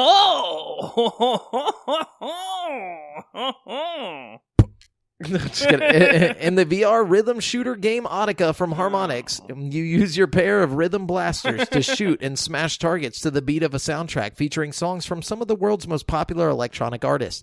The better your timing, accuracy, and form, the better your score. The better your score, the higher your place on the Audica leaderboards. Audica is incredibly intuitive and immersive from the first time you play. Use your blue and orange blasters to shoot color-coded targets to the beat while in a breathtaking cosmic arena. On expert difficulty, Audica gameplay is intense and exacting. If you want to claim a spot at the top of the leaderboards, you'll need to practice until you and your blasters become one, performing a tightly choreographed ballet of beat-blasting brilliance. Sounds like whack Beat Saber. Dude. It's Beat Saber with guns. Beat Saber with guns. I don't know. I don't know how I feel about that. I'll have to try it. Yeah, it might be cool. Harmonix is a pretty good developer, so yeah, when it comes to music. Yeah, I mean, no, seriously, because they did the there was this like VR game they did originally, and it was like mainly the game was just like cool VR landscapes and stuff. But they had this one thing where you could like paint in VR, and you're like painting with like pulse to the music that you played from like Spotify and shit. It was really that's neat. tight. And like they had like the same thing where you could play your same music from Spotify, and like all these like little rabbits would like dance in front of you, and you could like, you know. I don't know. I think you're getting in too deep to the furry technology, dude. Mario and Sonic at the Olympic Games Tokyo 2020 is coming to Switch on November 5th for $59.99. Join Mario, Sonic, friends for their greatest adventure yet at the Olympic Games Tokyo 2020. Live action Sonic and Mario at the Special Olympics. At the Special Olympics. Sorry. Go for gold as you compete in action-packed sports games, including 4 brand new events to Tokyo 2020: skateboarding, karate, surfing, and sport climbing. Wait, what? Skateboarding isn't a real event? I think it's coming. Is it really? Yeah. They're adding it to the Olympics? I guess so. Unless and karate? Maybe it's only coming to the Mario and Sonic Olympics. I mean, that's cool, but like, I'm just confused. Hang on, this isn't being added to the Olympics, is it? You check it out. I'll check. I gotta check this out. And then we got Conception Plus, Maidens of the 12 Stars, coming to PS4 and PC on November 5th for $59.99. Itsuki Yugi is suddenly summoned to the magical world of Granvania to save it from evil impurities. As the savior from another world known as God's gift, he and his star children are the only ones capable of banishing these impurities. For Itsuki to return to his own world, he must save this one with the help of the Star Maidens and Star Children. Bro, they are adding skateboarding to the Olympics. Hell yeah, dude. This is going to be tight. You know Tony Hawk going to be there. He's just like, wins the Olympics. I mean, I guess technically he couldn't be there. He's too old, right? I mean, like, I don't think there's like an age limit. Like, I mean, I just don't think he could compete at his age. I mean, he's still really good at skateboarding. I see a lot of videos of him, like, in the past year or two. Like, yeah, he's still shredding it, dude. What are you talking about? But don't get me, I mean, like, he's not busting 900s anymore. I think he said the last time he did a 900 was, like, this year. Yeah, but he also said, like, oh, really? This year? Yeah, I think he said it was, like, this year that he did one. Dang, dude, he just busting out 900s. Did you see the one where he does the half pipe and it's like completely sideways and he's no, or not the half pipe? It's like a loop, but it's not like the vertical loop. Oh, it's like okay. a sideways loop. It was really cool. Yeah, he's a beast, dude. I don't know if I'm you just know gonna this, assume the rest of those sports were getting added to the Olympics as well. Yeah, karate, dude. Sweet, dude. What fun! Oh man, I feel like the Olympics were getting a little stale. They needed a little bit of this and a little bit of that. Dude, yeah. Olympic karate, that's going to be cool. Olympic sport climbing, that's going to be interesting. You think it'll have that dude from the guy who like free climbed or whatever? I don't whatever? know, man. He's missing a thumb. I feel like he's kind of got a disadvantage. When did he lose his thumb? You got to watch the documentary, dog. Oh, I don't watch documentaries. No, I'm just kidding. No, AJ's been trying to get me to watch that. It's a really, too. really good documentary. There's 2 of them, and they're both really good. I'd seen the first one. I've seen the one that's not the one that everybody watched. Which one? Like, I've seen the one where it's not him actually climbing El Cap. Where it's not like free climbing, where yeah. they're like, where it's like him and the friend, and they're like latched onto the cliff for like a week. Yeah, that was a good one too. That one was good. Free Solo is fucking dank though. Yeah, it won some awards. And then we got A Year of Rain Coming to PC on November 6th. Couldn't find a price for this one. But the multiplayer real-time strategy game, A Year of Rain, combines classic real-time strategy elements with a strong focus on hero units. Both the co-op campaigns and online and offline modes are being designed with a team of 2 in mind, whether you play with a human or AI player. And then we got Construction Simulator 2 coming to Switch on November 6th for $14.99. In Construction Simulator 2, you build your own construction company and take the wheel of 40 original licensed construction vehicles from the manufacturers Caterpillar, Liebherr, Palfinger, Bell, Steel, Atlas, Mack Trucks, Myler, Kipper, and Kenworth. Excavate to your heart's content. Control giant cranes. Load construction materials. Pour concrete, or pave about it. or pave the roads of West Side Plains. Construction Simulator 2 takes you to the USA and offers up road construction and tons of jobs with construction. This sounds horrible. I was about to say, this is another one that just sounds like work, like more work games, you know? Yeah, it's like, would you like to have a blue-collar job? And not get paid? Yeah, it's like just endless hours of mundane bullshit. Work your ass off. We got all your favorite licensed vehicles. Like, we're gonna work you to the bone. And we got Super Street Racer. Not Super Street Racer, but Super Street Racer. Coming to Switch on November 7th for $49.99. In Super Street Racer, you don't just buy your car, you build it. Use hundreds of car parts from the biggest aftermarket brands to customize your exterior, interior, and performance to go from scrap to supercar. Take your build to the streets and tear up the roads in breathtaking landscapes or world cities. From drifting on the highways in Tokyo and burning rubber in the Nevada desert to cruising the warm, atmospheric streets of Los Angeles, Super Street Racer is officially licensed by Motor Trend Group and is supported by the biggest car enthusiast communities in car tuning, such as Super Street, Hot Important Nights, and Speed Society. This is the ultimate street racing experience. Okay, and then we got Disney Tsum Tsum Festival coming to Switch on November 8th for $49.99. This is the Switch exclusive I have been waiting for, dude. Disney's adorable Tsum Tsum have come to the... What the fuck is a Tsum Tsum? I have no clue. Actually, I know what they are. What I just are lied. they? Do you remember... Or have you ever seen those things at Target? And they're like little stuffed animals that are like this big. Like they're for like little kids. And it's like all Disney characters. They're like... They look like little pills with like a little face. Yeah. That's a Tsum Tsum. Oh, okay. So wait, what? So this is the Tsum Tsum Festival. I'm not any less confused. I just am but this is the Switch exclusive. Okay. Okay. So, I think I know what this game is. Yeah, remember they showed this off like a year ago at like a Direct. It just took forever to come out. Yeah. Okay. Yeah, they in Japan they made a Disney Tsum Tsum Switch.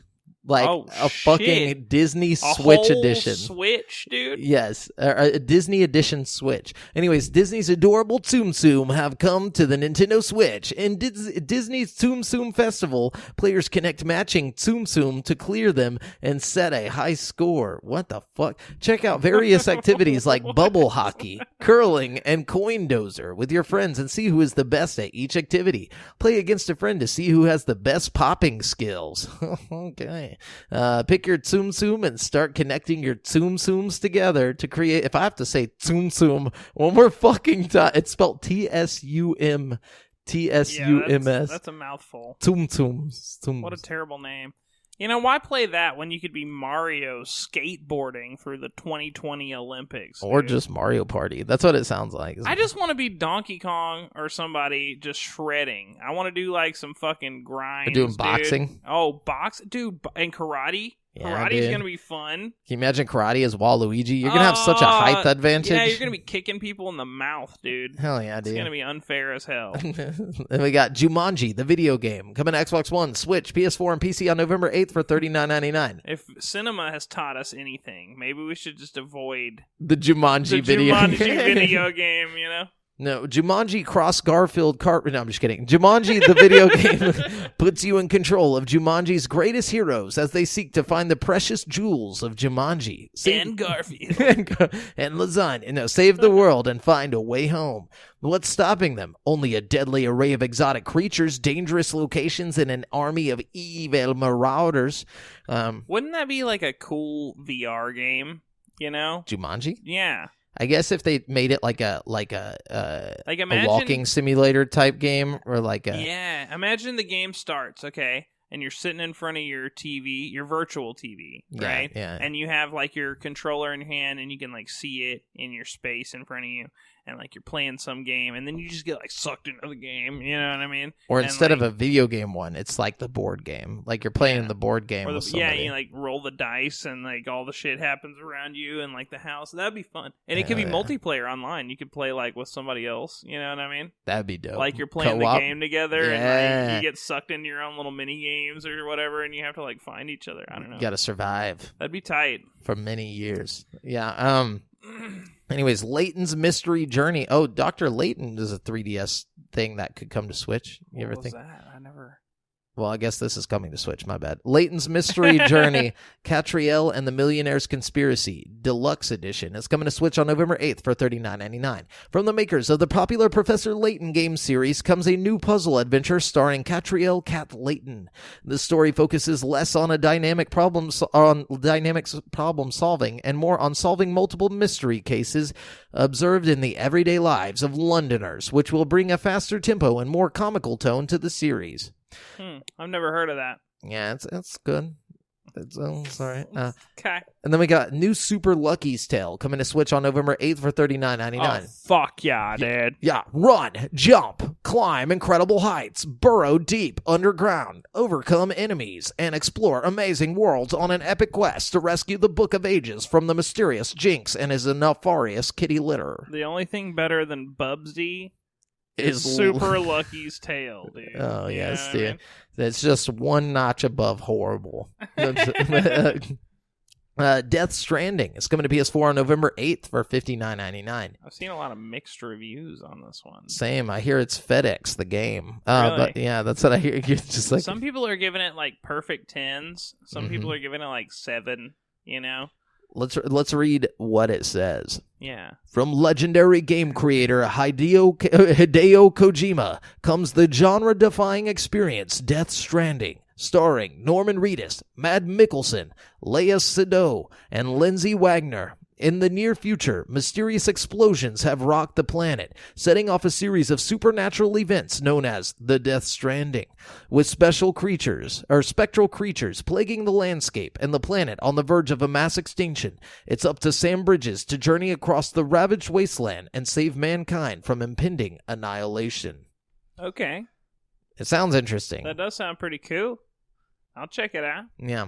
Need for Speed Heat is coming to PS4, Xbox One, and PC on November 9th for $59.99. Hustle by day and risk it all at night in Need for Speed Heat, a white-knuckle street racer where the lines of the law fade as the sun starts to set. By day, Palm City hosts the Speed Hunter Showdown, a sanctioned competition where you earn bank to customize and upgrade your high-performance cars. At night, ramp up the intensity in illicit street races that build your reputation, getting you access to bigger races and better parts. But stay ready, cops are waiting, and not all of them play fair. Ooh. Yeah, that's an edgy-ass game, dude. Then we got Romancing Saga 3 coming to Switch, Xbox One, PS4, Vita, PC, and mobile on November 11th for price could not be found. Developed by industry veterans, including legendary developer Akatashi Kawazu. Romancing Saga 3 is a classic RPG originally released in Japan in 1995. This brand new HD remaster introduces optimized graphics, new dungeons to explore, new scenarios to experience, and a new Game Plus function. And then we got more jobs as games. Truck Driver coming to PC on November 11th. Couldn't find a price. I'm telling you, dude, this is all like we're all in the Matrix right now, and we're controlling some kind of like automated fucking like vehicles and shit. Yes, dude. Climb in your cabin, rev up your engine, and hit the road in Truck Driver and do work. Fuel up and cruise through a vast open world and one of the most beautiful machines known to man. An 18-wheeler? Yeah, what the fuck? I didn't know it was beautiful, but okay. It's beautiful, damn it. Yeah, it's beautiful to me. Start off as a contractor and work your way up by taking on jobs, earning money, and making a name for yourself amongst the local community, while in real life you're slowly decaying. Buy your own trucks, get new parts, and hurtle down the roads. You're a winner in the game, but a loser in real life. Do you have what it takes to become a respected truck driver? Yeah, I threw in a couple of those, so it wasn't that. I don't want that game if I can't like hit ramps and shit in the 18-wheeler, you know? You probably can, but I imagine you won't be a respected truck driver if you do that. I don't know, man. I don't get it. Yeah, it's like, why? I just go be a truck driver. Yeah, you know, if that's like what your heart really desires. Or go get like Grand Theft Auto 5, where you can like do that, but also other stuff. Yeah, you like know? Murder. Like murder. The Mims beginning coming to Switch on November 11th. This was going to be like the Herb Sims in the City for some reason. I wish that game was dope. Yeah. It was like Urban Outfitters Sims Edition. But anyway, Switch November 11th for $8.99. The Mims beginning is a godlike strategy game with a dose of cosmic humor. Experience the mysterious and mystical by taking on a journey with Mims. Create structures, plant vegetation, breed animals, take care of your minions, use divine PSI powers, triumph in face of natural disasters, fight monsters, predict the future, reveal secrets, and so much more. Assume the lead over Mims as they journey across the galaxy in their epic quest. And then we got Sparklight, coming to Switch, PS4, Xbox One, PC, and Mac on November 12th for $24.99. Adventure across the world as Ada, a genius engineer who uses novel gadgets and gizmos to solve puzzles and take down foes. Invent new gear using the spoils gained from your exploration, and defeat the gremlins before they extract the last of the world's Sparklight. Okay, and then finally, Golem is coming to PSVR. Really? November 12th Nuh-uh. for $24.99. That game's been like supposed to come out for like years. 20 years. Bro. Yeah. It's been like available for pre-order since like the launch of PSVR. Like, well, it's here, dude. It's here in 6 days. it's probably. I hope it doesn't suck ass. I feel like games that have been like this long in the making usually suck ass. Dude. In Golem, you play as an adventurous kid who has been seriously injured. You are stuck at home in your bed, dreaming of exploring the outside world. You gradually develop the power to create and control stone creatures known as golems. You see through their eyes, direct their movements, and use them to explore beyond the confines of your room.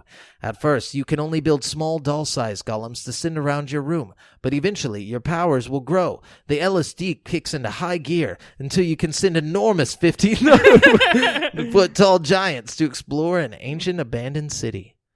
Cool. Yeah, so that's... I'm gonna probably play that. That's one that I've been looking forward to. How much is that gonna cost? $24.99.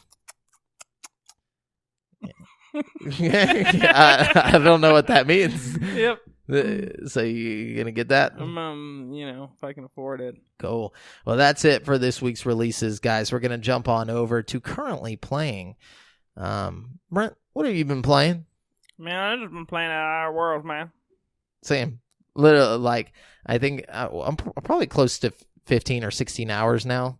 Yeah, I'm in there, dude. I don't even know anymore. Yeah. I'm like level 25 or something. Oh damn, you're pretty deep. I'm pretty deep in there. But I've been doing a lot of faction quests and stuff, and like companion quests, and me too. I'm just focusing on side quests. Like I'm not leaving areas until I complete as many side quests as possible. Oh, I'm all over the place, baby. Yeah, I just don't want to leave. I'm like OCD about it. I'm like, nope. Well, see, like I got in tight with those dudes in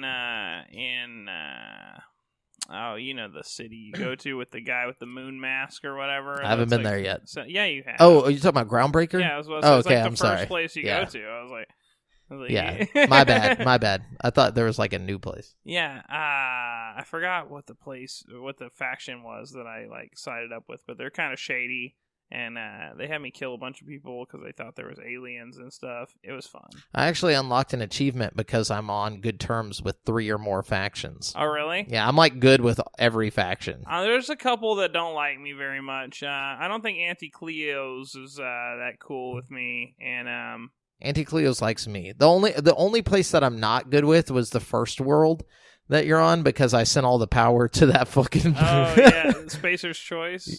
Yeah, Spacer's Choice ain't about me. It's not the best choice. It's Spacer's Choice. Yeah. Dude, I love the little jingles they have. There's another one that I heard that was really fucking funny the other day. It was like, at CNPs, we know our C's and P's, or some shit like that. It was so stupid. I feel like they hired like actual like people that make those, like jingles and stuff to put them in the game so they'd be addicting. They're really fucking funny. Like, they're so stupid. Like, I love how like you'll be like talking to somebody and like they're just in like a dire situation or like something. Throw like, a slogan. Yeah, they're like, oh yeah, I better tell you the slogan while I still remember. This is like Spacer's Choice. It's the best choice. Like dead people everywhere. Have you my persuade is really high, so like the guy in the moon mask, I was like, "Are you okay?" And he's like, "Look, man," he's like, I just have to do this, okay?" He's like, "It's all I have." It's like... Yeah, dude, I love the game. Outer really Worlds fun. is so good. So far, it's I think it's going to end up being one of my favorite games, maybe ever. Same. I'm having so much fun with it. Like, it's just every time I turn it on, I find something new and like interesting that just sucks me in for hours. That's why I was late coming here, because I put it on at like 4. I was like, I'm just going to play like an hour. And I looked at the clock and I was like, oh shit, it's like 6:30. I gotta bounce right now. Yeah, dude. The stories are so interesting. That's what makes it so good. Yeah, all the little plot lines. And I like the characters. The NPCs are really fun to interact with, and they all have their own little personalities, I feel like they all feel interesting, Hell yeah. Well, if that's all... And also we did play Smash. Oh yeah, we played a little Smash. Yeah, for sure. Before we jump into it, I just want to make sure that the games with gold, that I get that, because I forgot to write it down. So the games with gold, you're going to be able to get for the Xbox One. Let's see here.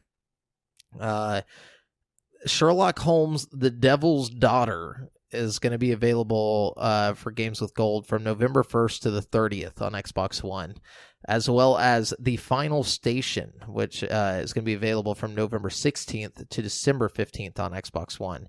And then whenever it comes to Xbox One and Xbox 360, you're going to have Star Wars Jedi Starfighter available from November 1st to the 15th, and then Joyride Turbo available November 16th to the 30th. So all of those are horrible and not really worth anything. But, I mean, if you got Game Pass, it doesn't matter. Anyways, so let's jump on over. Wait, hold oh, up. you got the PlayStation? Yeah, dude. Okay, we drop can't just it. be jumping on over. My bad. I'm just hopping around, dude.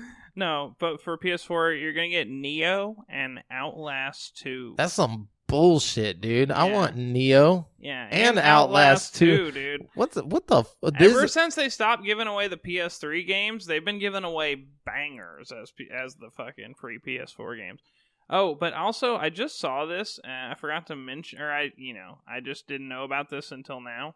But pretty soon on PlayStation Now, they're gonna add Hollow Knight, Middle Earth: Shadow of War, and Persona 5, which is fucking like the best game ever made. So fucking go check that out. Damn. Hollow Knight's on Game Pass, but not.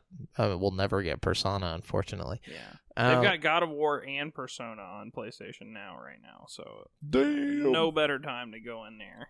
So we're going to jump on over to the topic of the show, the meat and potatoes of the show. Today's topic of the show is how we would make Pokemon Go better. Yeah, I've been playing a lot of Pokemon Go lately, and I'm just thinking, how can I improve upon this? Yeah, it's already a great game. Yeah, it's a lot of fun. This isn't us saying that it needs us. It's just that we got some ideas. Yeah, we've already helped GameStop. Yeah, we got them back on their feet. practically saved them. Pretty you know, much, yeah.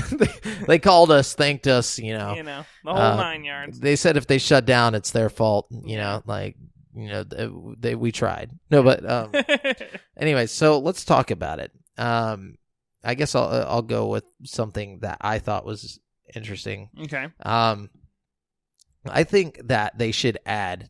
This is the most obvious one. They should add a Tamagotchi style bonding mini game that you can have with your party of Pokemon. Where you get candies for doing certain things. I guess it's kind of like your buddy. Maybe they should just make your walking buddy more interactive. Exactly. Create a Pokemon, because that's the thing about trainers. They want to bond with their Pokemon. Yeah. You should be able to feed them, and not even to get candies and stuff. Maybe it raises their stats a little bit if you just hang out with them once a couple minutes out of the day. You pet them, you give them food or do whatever. That would be cool. You know what? It'd be kind of cool? What if instead of a walking buddy, you had a team of 6 Pokemon, like in the normal Pokemon games, that you kept as your walking buddies, and they all accumulated candies? You know what I mean? Yeah. And you could interact with them, like you were saying, and have them all in a little room together, and I don't know. Yeah, you could just let them out and play fetch with them, random things like that. Ah, like Nintendogs, but with your Pokemon. Exactly. That's what I'm saying. They could do that's it. That's a hot idea, dude. I like that. It'd be fun. So, okay, mine is just kind of a practical suggestion for an improvement, I think that, as it stands right now, you can battle your friends, but you have to be ultra friends to battle. Yeah, so for a while, you have to, communicate with and, give each other gifts and stuff, build up. I think you should just be able to battle anybody you want. Yeah, absolutely. I don't see what the problem is there. I think you should just be, as long as you're friends... Even if you're not friends. Yeah, not even friends. You should be able to walk up to somebody that's playing Pokemon Go and be like, hey, let's battle. I understand maybe you don't want to be able to farm rewards or something from the battles, but maybe make it to where if you're ultra friends, you get better rewards from the battles. Yeah, or maybe you don't get rewards if you do a normal battle. Yeah, it's just for fun. Yeah, you get experience and that's pride, it. Yeah, it's like the actual Pokemon. You want to be the best, know? I think battling is such a big element of Pokemon that if everybody in Pokemon Go could battle, it would be everybody would be like, hey, you want to go? You know what I mean? I like shorts. But yeah, so, no, that's a good one. Another thing that I was thinking would be Pokemon encounter leveling system. So, the further you walk, the rarer the Pokemon that appear. So, would this be on a weekly basis? No, just in general. So, it's just on, say, within a playtime. So if you have Pokemon Go open and you're walking, after you walk about 2 miles, the Pokemon become a little bit more rare, or you'll run into more shinies. And if you walk another mile, because the whole point of Pokemon Go in the first place was to get people active, is what they claim. Get people moving around and stuff like that. I feel like this would be a way to encourage people to be more active. I feel you, but as an active Pokemon Go player, I don't like the idea of pulling up the game and then just knowing for a fact that I'm not going to find anything rare until I walk 2 miles. It's not that you won't find it. It just increases your chances. Oh, okay. That would be cool. Yeah, it's so after you've walked about, say you walk a whole mile, you have a better chance of finding a rare Pokemon than you did just walking outside. As long as you're not completely shafted. No, you know what I mean? Because I want to just be able to pull it up and line check an somewhere area and not just be fucked out of some good shit. No. I think you should always have the ability to find rare Pokemon and shinies, but you just get a buff to a better chance at it. Your probability is a lot better if you've been walking for about a mile. Yeah. Because then people would do it. They'd be like, well, I just want to walk more, just so I can have a better chance at finding what I'm looking for. I like that. But yeah. I think one thing they could do to improve the game is they've got these Team Rocket stops in the game right now. but you battle them and you get like a shadow Pokemon at the end. You know, usually it's like a Rattata or something. Sometimes you get lucky and it'll be like a Magmar or something. Ghastly. But overall, once you've done them enough, the rewards aren't that great. Yeah. You get like 500 Stardust. I think you should be able to get better rewards. And I think one of those rewards should be Sinnoh Stones, because there's like 30 Pokemon in the game that need a Sinnoh Stone to get to like their final evolution. Obviously, all these Pokemon are like the ones from the Sinnoh region, you know? Yeah. And it's just difficult to get Sinnoh Stones. It's such a grind, you know? I think that they could improve the grind a little and make the Team Rocket stops more interesting in the same, you know, swoop if they just like made Sinnoh Stones like a reward for the Team Rocket stops. Maybe not like a common reward. Yeah, but at least have it pop up every now and then. But have it pop up. And another thing, I think you should have a shiny chance. Because one thing about the Team Rocket, they're all like shadowed out, so they don't have any shiny ones for some reason. So I think if you could get shiny shadow Pokemon, that would be really exciting. Gotcha. I like that. So this one I was thinking would be really interesting, especially because it's very similar to the show itself. You should be allowed parties within your chosen faction of up to 4 people. While traveling in a party, you share XP and everyone sees the same Pokemon. They do already kind of have a party system, but it's not like advanced like that. It's like it's just so you can go into raids together. Yeah, that's some bullshit. But I think they could expand on what they already have and make it like what you're saying, you know? I feel like if you're in the party, you should be able to, like, it's like, you should see your friend's little avatar on your map. Exactly. That would be cool. Yeah. You know? And like the Marauders map, like you'd be like, oh, he's over there. You know what I mean? I don't know. Yeah, you have to be within like a mile of each other. I feel like if you want to party up, or maybe like whenever you're in a party, you can go to that little thing where it shows where the Pokemon are at the stops or whatever, and it'll show like your friend's face at like a certain stop, and you can click on it, and it'll like show you where you need to walk to go meet up with them or whatever. Yeah. You know? Well, that and like it should be able to show you like it's like if your friend sees a Scyther, you see a Scyther as well at the same level and all this stuff. Like I feel like if you're in the party, everybody sees the same Pokemon. Everybody has a chance to catch that Pokemon. It's not just like it pops up for that one person and the other person gets a shitty version of it. Well, that's based on your level. Well, I get that, but I mean, like, just for the party. Oh, just for the party. Yeah. Yeah, that's interesting. Yeah, like whoever's, like, the highest in the party is what kind of Pokemon is going to appear. Yeah, I think that's a really good idea. Then you could have, like, the team leader be, like, whoever your highest level guy is, and you'd benefit from, like, hanging out with, like, the higher level people, Yep, exactly. That would be pretty cool. And you could on that same note, I think that something that should be implemented into Pokemon Go, and it's kind of something that's obvious, I feel like, it's like a team chat kind of thing. Oh, yeah. Where you can, like, communicate with some kind of little text thing. Or like a built-in social media where you can like post statuses where you're like, oh, or like it automatically posts a status when you catch a Pokemon. It's like, Brent caught whatever, so everyone sees it like that's your friend. Yeah, I mean, I think that, a lot of people go back and forth between Discord and Pokemon Go. I feel like they could just add some sort of implemented like Discord type channel in the game, you know what I mean? To where you don't have to exit out of the game to go find raids that people are talking about. Or whatever, That'd be cool. For real. And then my last, I guess, like contribution to what could make the game better, in my opinion, would be to add a campaign with 8 local gyms and badges. So like wherever you set your home, there's 8 specific gyms that like if you go and beat, you get like a specific badge for it. And you conquer that region, and correct. Then you move on to the next region, and take over the world. Exactly. Well, I mean, and it doesn't even have to be that intricate. It could just be like, just like a starting, like it has a whole campaign, where it's like, oh, you need to like raise your level to beat this gym.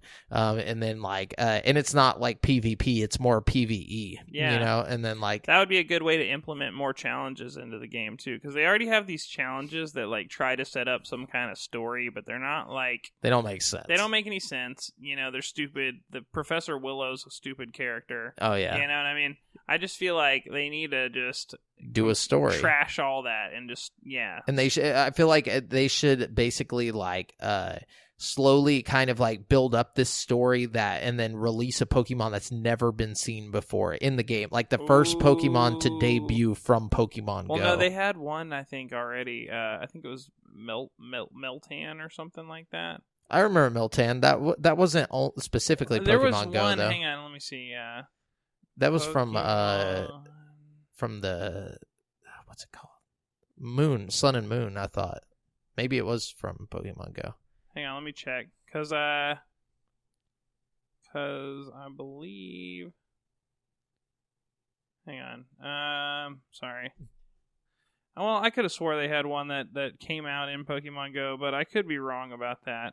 Either way, I think that's a great idea. Maybe we could ask Google Home. Hey Google, which Pokemon debuted in Pokemon Go? On the website Britannica.com, they say Pokemon, electronic game series from Nintendo that debuted in Japan in February 1996 as Pokemon. Never mind. Hey Google, shut the fuck up.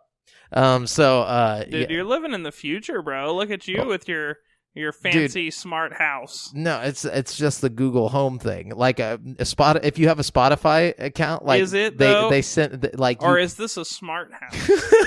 Hey Google, clean up this party. No, I guess it's not.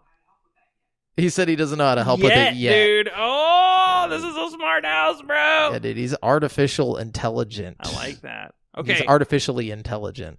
So let me get back into the Pokemon. Yeah, sorry about that. No, it's okay. He was no help. No, but he's damn cool. He tried. He tried his hardest, So just a few more I'm going to throw out there.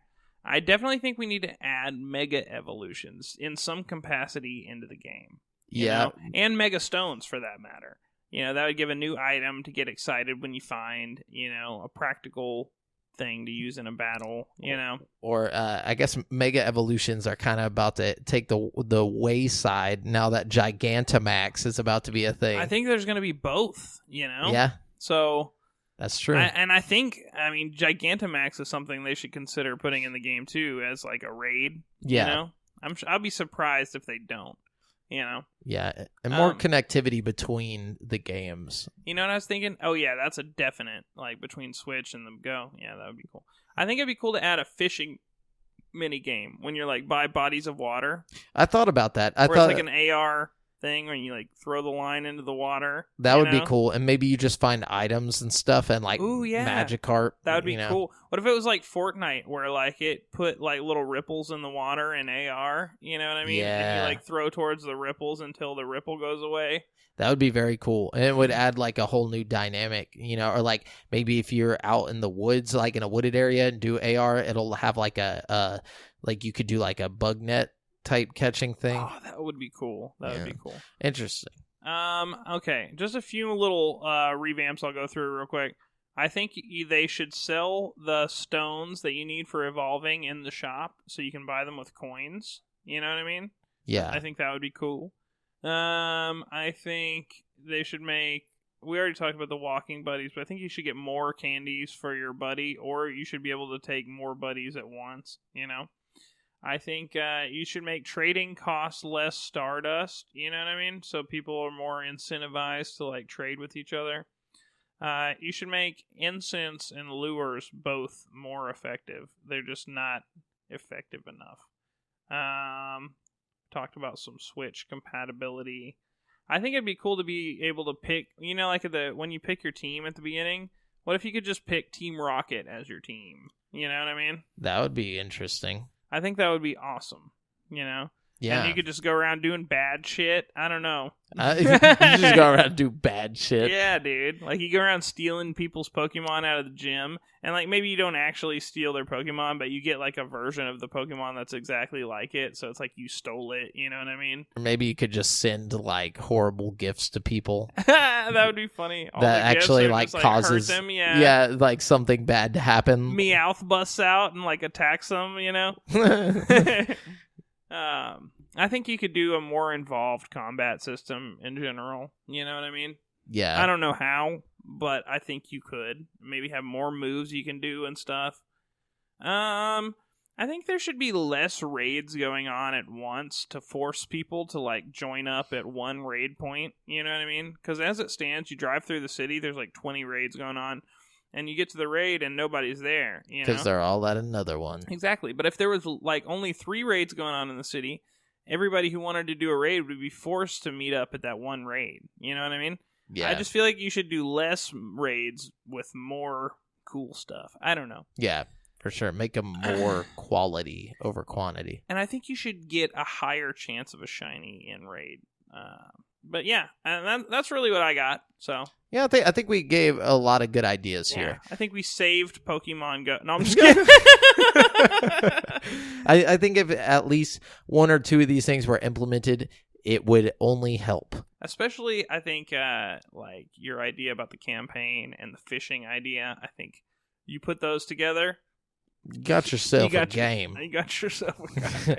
More like Pokemon, go to the polls.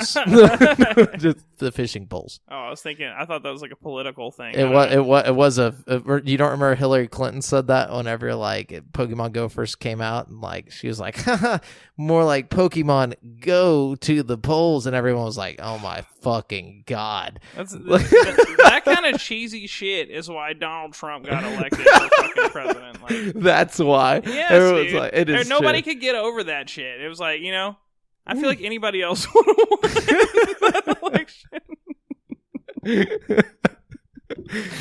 But yeah, but this time, I mean the fishing poles, guys. This is how we're gonna make this game better. Anyways, yeah, so that's it for the topic of the show. We're gonna jump on over to the People's Champ. Brent, just so you have these Instagram questions as well to judge on what would be the People's Champ.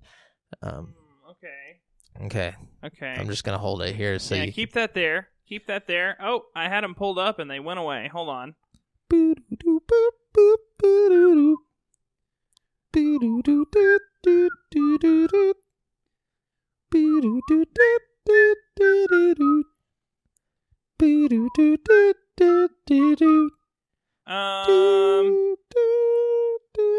Gosh, this is a hard one.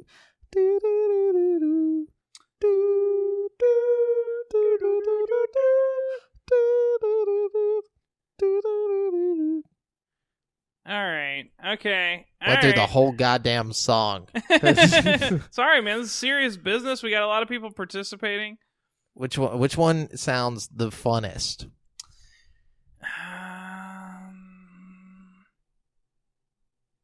All right. Look, I'm just gonna pick one. Okay. Okay, pick it. Denver Darnell. Ooh. You are the People's Champ. People's Champ. He says, "What is your greatest gaming accomplishment or achievement?"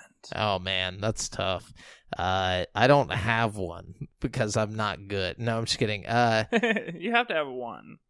My greatest gaming accomplishment or achievement.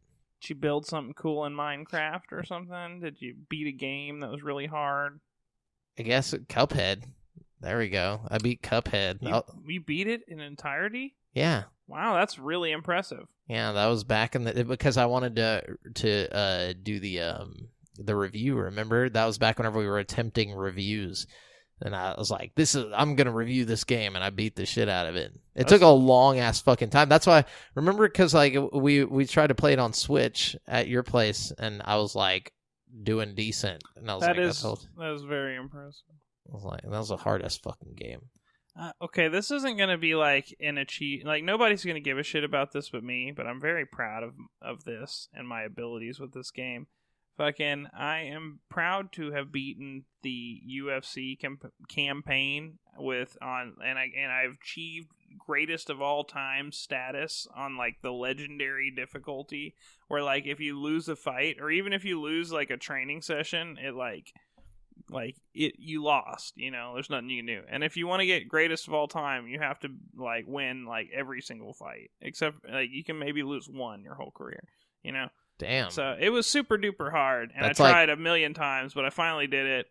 That's like the Cuphead of MMA, dude. Dude, the grind was real, and I don't know. It just took me forever to get really good at that game, and I think that that's probably the fact that I am pretty good at that game now makes me like happy with myself. You know, it was like one of those games that's like hard to master, but extremely rewarding when you're good at it. You know? Hell yeah, dude.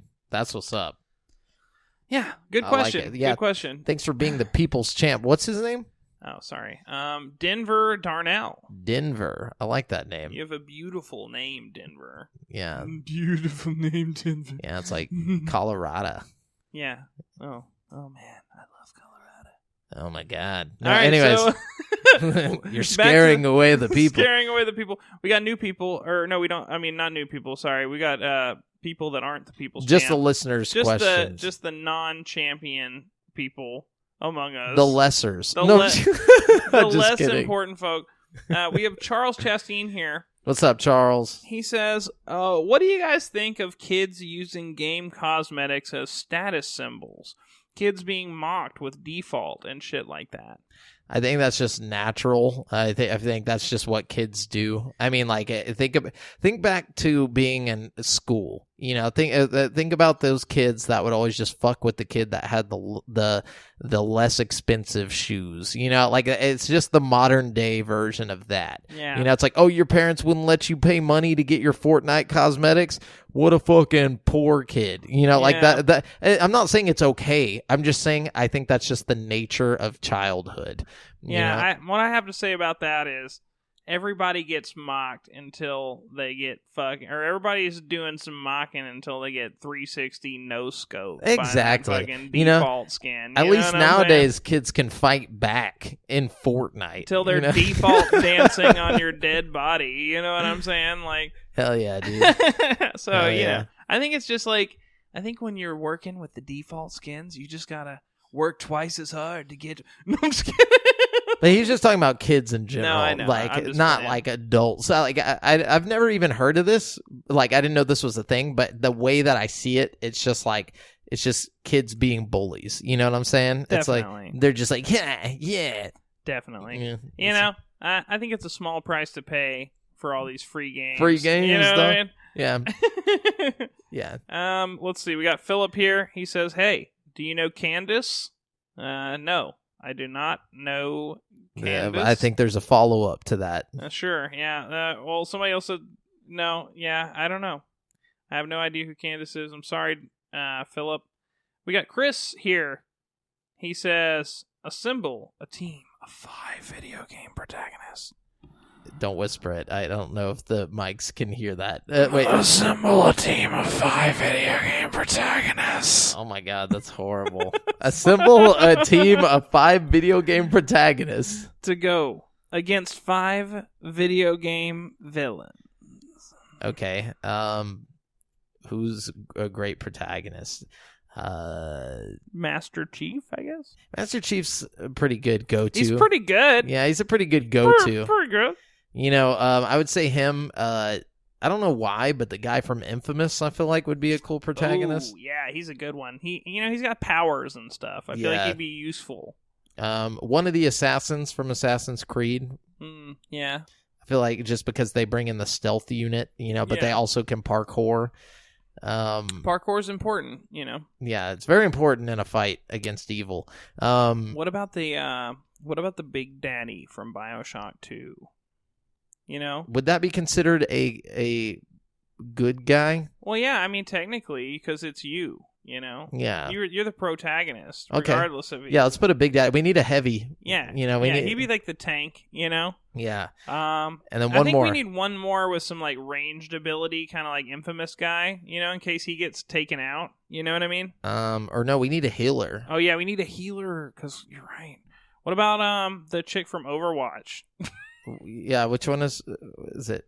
It's not. I'm thinking of like the angel-looking one with like the fucking. I don't play enough Overwatch. Yeah, I don't know any of these characters' names. I do know who you're talking about. Yeah, I'm sure everybody else does too. Her Angel Lady from Overwatch. Yeah, okay.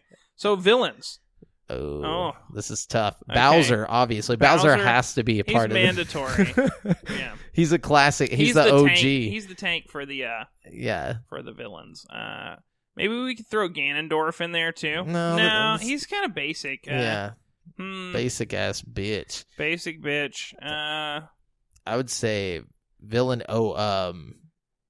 The what's his name from fucking Portal. Oh, Gladios. Or Gladios, dude. Like, what about? I like that. He's in there. He's the brains of the operation. Yeah. I think we need to have Tyrant from Resident Evil 2. Dude, yes. He would be sweet. Pyramid Head from Silent Hill. Dude, yes. Oh, that's some scary mofos. Yeah. And we just got Gladios telling them all what to do. Like, and then just Bowser. Oh, we got one more, I think. There's one more. Man. What about that? Who's the guy in Metal Gear Solid that like reads your memory card? Psycho Mantis. Psycho Mantis, yeah. That's a good one. Yeah, we go. We got a team of psychopaths and Bowser. I like it. Hell yeah. Great question. That's your answer. Okay, let's see. So we have Chad here. Chad McLean. He says, so have you ever had sex and imagined it being a video game character like Mario, for instance? Why Mario? And Mario, it's very specific. Very specific, yeah. Yeah, at least like Mario. Woohoo! About to bounce on that dick. No, oh, jeez. No, it's like makes the coin sound every time.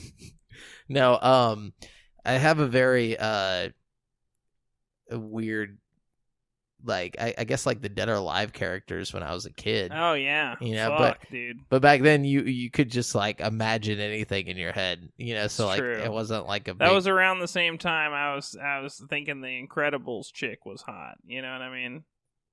Yeah, that's true. I like was, the mom or the chick? Both, dude. When I was a kid, I was like, "Oh man, those are them Incredibles girls, bro." Yeah. Whoo, doggy. Brent, 2 Incredibles girls, 1 cup, bass. No, that's a good one. It's a good one, Chad. Yeah, just Dead or Alive, I guess for me. The Mass Effect. There's some hot Mass Effect booty. I don't know. There you go. Bastila. There you go. Yeah. There you go. Yeah, Bastila was fine. They're like jaggedy polygon ass. And Mario, by the way. Yeah, just got to end it on the main. And of course Mario. It's my main bitch. Mainly Mario. Yeah. Okay. So we got Heather here. What up? She says, if you could play a game with 4 of your favorite characters, who would they be? And who would the main villain they fight in the end be? Oh dang! Wait. So like, play a game with them, so like they're in real life. It's like let's say it's like Kingdom Hearts, and you have like 4 Goofy and Mickey with you. Yeah, and but shit. not necessarily that. Just like 4 characters of your choosing with you. Doesn't have to be Kingdom Hearts style. Yeah, I'm just saying. Walt Disney. Some kind of crossover adventure. Okay, it'd be me. It'd be definitely Super Mario, because he's my boy. I got Donkey Kong with me, and I'm gonna bring along Gyarados, and then wait, do I get one more? No, you get 4. Yeah, I get one more. Man, that's a tough one. I guess Conquer. Conquer would be fun just because we could talk. I can't really talk to Mario or Gyarados, yeah, so it'd be Conquer, Gyarados, Mario, and who else did I say? That's it. That's just going to be us right there. And then we're going to go in and we're going to fight the villain Ganondorf, because I know him well enough that I can take him on at any point. I've beaten Ganondorf so many times that like it's just simple. Or King K. Rool. I've taken on King K. Rool more times than I can count. Oh, I like that. I can handle that boy. My game would just be like Luigi's Mansion, except instead of Ghost, Pyramid Head would be following you around. Oh my god! Yeah. Wait, what's that have to do with this question? Wait. Well, I think you're going to use Toad the same and group? Mario and Luigi. It would be like the same. Okay, same team. Protagonists from the newest Luigi's Mansion. Okay. Except Yeah. Pyramid Head would be there. That'd be Just terrifying. slicing toads in half, like You're just sitting there with a vacuum cleaner trying to suck him up. Mamma mia. Mario. But, anyways, I like it. We've got Audra here. She says, if y'all could have any character from any game as your best friend, who would it be? oh, dude. Oh, man. Oh, that's so hard. That's really hard. I'm thinking maybe my character in the Outer Worlds right now. I was about to say, I like Pravarti from the Outer Worlds. I think she's pretty cool. We would be homies. Felix actually is pretty cool. Felix is pretty chill. I feel like he would, like, I don't know. I don't trust him still. Really? Like, we're cool and all. Oh, me and Felix are dope, dude. I still don't want to, like, leave my valuables around Felix. You know what I mean? I thought that at first, but now every time, like, I do something, he's just like, yeah, boss. He's like, you fucking killed him, boss. He is super supportive. Yeah. I like how whenever you're traveling with any of the other companions and Felix, the other companion will be like, yeah, he kicks things that need kicking. Like, you know? Yeah. Felix is just like, dope, dude. Yeah, I'd choose Felix. Yeah, Felix is pretty cool. Um, Okay. Good question. Good quest. So we got Cody here. He says... Cody who? Cody Goolsby. What up, Cody? What up, Cody? He says, which announcement won BlizzCon this year? Probably Diablo 4, I guess. I'd say the apology. No, I'm just kidding. No, The half-ass. the half-ass bullshit apology. I'd say probably Blizzard. Yeah, not Blizzard. Diablo. Probably Blizzard. BlizzCon won BlizzCon. No, Diablo definitely, because I think that appeals to the most people. I think so too. I know there was like a World of Warcraft expansion announced or Yeah. something, but I'm just not that. Yeah, and then the Overwatch thing, it's just not enough new. Yeah. You know, Diablo 4 is like a whole new game. Speaking of which, apparently Diablo Immortal or whatever is still coming, but like the iPhone or like the mobile one that That's everybody like got pissed about. remake of the original one, right, or something? No, it's just No? a mobile game. Oh, okay, I'm not mad about. Why is everybody mad about that? You don't remember that? Like whenever everybody thought they were going to announce Diablo 4, but they announced the Diablo mobile. I feel like Diablo would port really well to the phone. You know? You don't understand. These are PC gamers. They don't want the fucking mobile game. Like, well, you know, you get can't with always, the program. You can't always get what you want, you know? Well, apparently you can. You just got to gripe enough, and then you get Diablo 4. Sonic changed back into normal. Yeah. Anyways, What are our other quests? so we have two more questions over from the Instagram. One from the Parkour Journal. Which is actually my brother, AJ. He asks, would you rather be stuck in the Assassin's Creed universe or Red Dead Redemption? Oh, man. That's tough. And, you know, that's kind of a loaded question because, like, Assassin's Creed universe is very vague. I mean, every Assassin's Creed game is set in a different time period. True. Are we talking about, I mean... Say Assassin's Creed 2. The most, like, so, like the notable French, one. Revolution, I guess? Is that one? Or no, that's like No, hang on. Let me look this up. So we're gonna let's go with Black Flag. Black Flag. That's like the worst one. Yeah, that's what we're going with. Well, definitely Red Dead. Why wouldn't you want to be a pirate? Because I don't want to get scurvy. I don't want to fucking. That's true. I don't know, man. Pirate life isn't all it's cracked I up. think what he Have means you ever by been it- on a shitty boat, like in the middle of the ocean, dude, with it like rocking for like hours at a time? It's like, yeah, seasickness ain't no joke, dog. See, I think what he just means is like the idea of the Assassin's Creed universe. You know, you're like in one of these old time, you know, situations, but you can parkour off of anything. You can just, you know, stealthily murder all your foes. It just really depends on which game, you know. Yeah. Because there are certain Assassin's Creed games where I'd rather be in the Assassin's Creed world, I think. You know, because Red Dead Redemption is no cakewalk either. You know, I mean, you got Outlaws, but you also have, you know, I mean, that's just basically 1900, you know, like, I don't know, like, it's... Everyone was a psychopath back then. It's like turn of the century, you know, America back in the day. You know what I mean? Like... Yeah. I would say probably Assassin's Creed, just because I would love to be that, like, I guess, like, nimble, or whatever, like just to be able to run around and like just fucking. I mean, you wouldn't just like absorb their powers, would you? Yeah, well, I think he's saying you play as that character. Like, I mean, I wasn't imagining I'm just an NPC, like just standing around, like, oh fuck. Well, if I have to, like, just I was assuming we're just living in the world. Okay, so you imagine you're an NPC character. Because you definitely don't want to be the main character of Red Dead Redemption. You're going to just die of tuberculosis. I mean, that's just... Spoiler alert. I mean, if you haven't played it by now, then sorry, dude. Yeah. Fuck. You waited too long, Yeah, but... That's just facts. Yeah. Anyways, so I don't know if you're playing the main character, but you get to play life like you are a main character. That's what I'm imagining. Like you get to be basically, you have the mechanics of the game. See, I don't want to do all that climbing and stuff. I would rather live the gang lifestyle of Red Dead Redemption, but I also wouldn't want to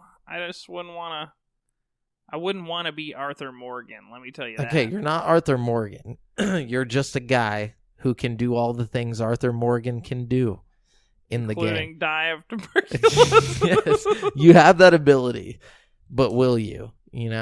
That's the true question. The true question is, do I have the ability to not do that? That's what I'm saying. So you aren't Arthur Morgan. Right. You are whoever you want to be in that world, but you have the abilities of Arthur Morgan. You have the same mechanics as Arthur Morgan. Minus the TB. Minus the TB. Okay. You can hop on a horse. Okay. You can rodeo lasso people and put them in front of trains.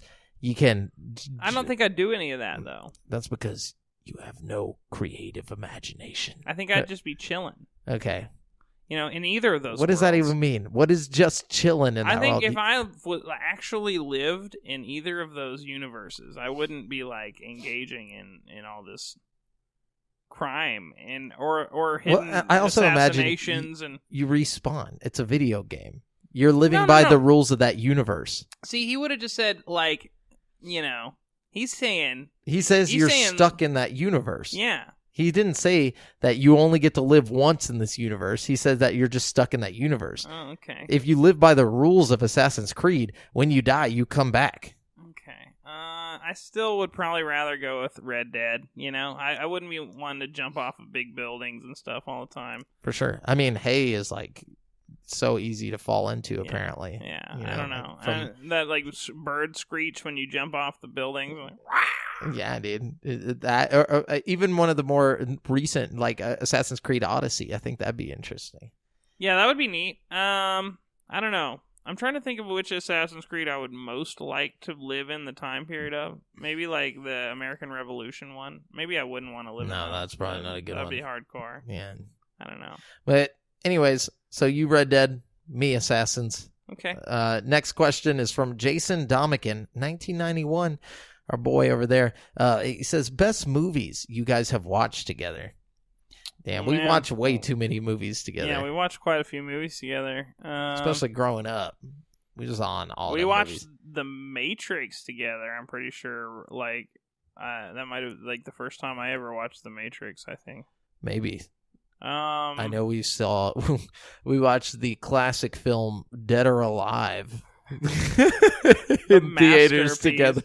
We went and saw the Grindhouse double feature that together. Was dope. That when was it first really came out. dope in theaters. Like Planet how Terror. they did it with the fake trailers between the movies and stuff. That was one of my favorite movie theater experiences I've ever had. That was really neat. It's like Thanksgiving. Or what, yeah. what was... No, the Thanksgiving was funny. Yeah. And then there was the don't. If you're thinking about going into this house, don't. That was a pretty good one. We saw we didn't watch Hereditary together. No, we watched the Midsummer. Midsummer. Yeah. That was a good one. Pretty good, yeah. We watched a lot of movies. We watched Detective Pikachu together. That was pretty fun. Oh, yeah, Detective Pikachu. Probably not the best movie we've ever watched together by any means. No, it's tough to narrow it down. We watched Battle Royale together. That was really good. That's true. That was a good one. Battle Royale. What's one of the best movies? With The Grudge. We watched The Grudge together. Oh, my God. You're one of the few people... you saw that true terror come out of me on that one, man. Yeah, back in the day. That was way back in the day. I remember in your garage where we used to watch all films. Oh, man. Yeah. That and The Ring. Oh, we saw that movie about the answering the phone call. The Stranger Calls. When a Stranger Calls. Yeah. We saw that in theaters. Mm-hmm. Hostel. We saw Room 1408 together in theaters. That was a good one. Remember that? Yes. That was a really good one. That was a really good one. John Cusack. Dude. John Cusack. Such a good dude. We watched a lot of great movies together, dude. We've had some cinematic experiences, you know what I mean? Oh, yeah. We went to go see Hostel. But we walked out of it, dude. That was, I'll never forget that. It was right after that first scene where he, like, drills into the guy's leg a whole bunch and then, like, cuts his tendons and, like... Yeah, like, who? Jamel looked at me, and we were both just, like, fucking pale as fuck. Jamel's like, you want to get the fuck out of here, dude? And I was like, yes. We did, like, more than anything. We thought it was just going to be a dope, scary movie. Well, we were really into, Quentin Tarantino. Yeah. You know, and he didn't have anything to do with it other than the fact that I think he, like, produced it, or he just brought Eli Roth along. Like, yeah, it was like... But his name was all over the movie. It was like endorsed by fucking Quentin Tarantino. So we're like, oh yeah, Quentin Tarantino. It's gonna be great. You know? We know movies. Dude, that was too much for my little young brain to handle. I did eventually go back and watch it, and it's pretty fucked off, dude. Yeah, it's just kind of a bad idea. Like, I just don't understand the point. Like, you know, you get what I'm saying? It's like, I get that you're trying to make it. Like, I don't get what I honestly don't. I don't understand. It's not scary. It's just disgusting. Yeah, it's just a gross movie. And it's like horrific. It's horrific in the way of like existential horrifying. Not like, it's like, oh. It is kind of scary. I mean, to like imagine yourself in that position. I don't know. That's what I'm talking about. It's more like a situation where those people are just like bound and have no way to escape. Like, you know, at least in most scary movies, it's like you have the possibility of escape. And those, it's just like, you're just tied down and like getting tortured. I feel like, you know, that's one of the things is like, you know, when I eventually went back and watched the movie, it's like, okay, that guy died, you know, but like, you know, if I had stayed and watched, I would have seen several more horrific torture scenes that I probably couldn't have handled at that point. But there is a point at the end of the movie where one of the dudes, I think, escapes, or two of the people escape, and one of the people, like, commits suicide or some shit, and then, well, no fucking wonder. Yeah, but I mean, like, you know, at the same time, one of the guys escapes, and then I'm pretty sure he beats the shit out of one of the doctors in, like, the train station bathroom at the end of the movie. Yeah, but he, like, dies immediately in the second movie. True, but you get a tiny, tiny bit of vindication there, you know? Yeah, it's just that, and it's also, like, a weird, like... I just don't get that kind of horror where it's like, oh, let's just do torture, you know, where it's like, this is a thing that happens to real people, you know, it's like, that's why I don't like it. That's one of the things that Eli Roth was kind of, I watched an interview with him a long time ago, and he was like, the whole point of him making the movie originally was just to draw awareness to the fact that that's like really happening to people out there. Yeah, like, but what's his film doing to help that other than like it introduces somebody that might be into it? If anything, like propagating it, you know what I mean? Like, yeah, like because he makes it like it's entertainment, and it's not. You know, just I mean, he goes on to make 2 fucking sequels, like that are complete trash. You know, dude, horrible. There's so like I watched the first 2. I probably will not watch the third one. I watched the sequel and like way later when I was older, and I was like, this is horrible. This is just bad. The sequel was bad. You know, the first one was bad. They're all pretty bad. It's like Human Centipede. It's just kind of like an atrocious fucking... It's like... But at the same time, I guess it's just, you know, it's so weird and gross that people buy it. Yeah, you know? it's like that shock value. Yeah. We need to think of what the next Human Centipede could be, and then we need to make that film. Dude, that's what I'm saying, bro. There's something really fucked off. Something like where the actors don't even want to participate. Like, yeah, we need to create like the next human animal thing, but it's got to be really like obscene. 2 human centipedes in 1 cup. So ridiculous. Oh, God. Anyways, well, yeah, we've seen a lot of movies. Can't think of the best ones, but there's a lot of them out there. Yeah. If we think of something, we'll mention it in the next episode. Thanks, Jason. Thanks, AJ. We're gonna wrap up the show with Brent's segment. Brent's Super Hardcore Video Game Trivia Challenge. These are 5 questions brewed in the cauldron of the virtual world, designed with one thought in mind: destroy JAMAL. Oh, God. This week's topic: the weapons of games. Oh, God, I'm fucked. All right. Number 1. In which game is the BFG 9000 a weapon you can pick up? Doom? Yes. Correct. Okay. Number 2. What is Cloud's sword called in Final Fantasy VII? Ah, fuck. The Buster or the Buster Sword? Yeah, you're Okay, right. yeah, I was yeah. like, don't change it. Oh, God. Number 3. This gun from GoldenEye takes a long time to reload, but always gets a one-shot kill. The Golden Gun. All right. Yeah. 3 for 3. Oh, shit. All right. In the original Hitman, what are the pistols used by Agent 47 called? Desert Eagles. No. Oh, wait. Hold on. Is it something with eagles? No. Is it a bird? No. God damn. I don't remember. What is it? It is the AMT 1911 Hardballers. Oh, yeah, I would have never fucking Or remembered Ballers for short. that. Or Ballers. Or Silver Ballers. I would have accepted any of those 3 answers. Yeah, you would have never got those from me. Anything with the word baller in it would have got you a win there. Number 5. In the 2018 remake of God of War, what weapon replaces Kratos' Blades of Chaos for the majority of the game? You're asking me a PlayStation question. It's the I forget what the fucking hammer is called, or whatever the fucking thing is. What it's it's like an axe thing, isn't it? Yeah, it's like a battle axe. Yeah, you're right on the right path. It's like what's the first letter? L. That's all you get. The Leviathan. Oh wow, you just pulled that out of your ass. Okay, okay, so 4 out of 5 ain't bad. Yeah, that's what happens when you're a gaming master. Just kidding. No, That's the best you've done yet. I think this is your top score. no, because the first time that we did it, I got 5 out of 5. I don't. Did you? The very first one we did, I'm almost positive I got 5. I either got 4 out of 5 or 5 out of 5. I'm not going to doubt you, but I definitely feel like this is one of your high scores. I'm going to put this yeah, on this the is list on the of high list. scores. We need to keep a little list. Whenever you start running out of ideas, let me know, because this is fun. No, I have a lot of fun with this. Yeah, and I'm sure people that are listening at home are like, "Oh, it's this," you know, like. Yeah. So I like these. I like these a lot. But remember, guys, you've been listening to GameSpeak Podcast, courtesy of CreateForSanity.com. The show posts for free every Wednesday on all podcast directories. Be sure to submit any questions you want read on the show to the GameSpeak Podcast Facebook group at facebook.com/group/GameSpeak Podcast. Check out our video content on YouTube at youtube.com/CreateForSanity. And if you want to stay up to date with your boys, you can find me on Twitter at the handle AlJafferJamel and Brent at Brent has 1. That's the number 1.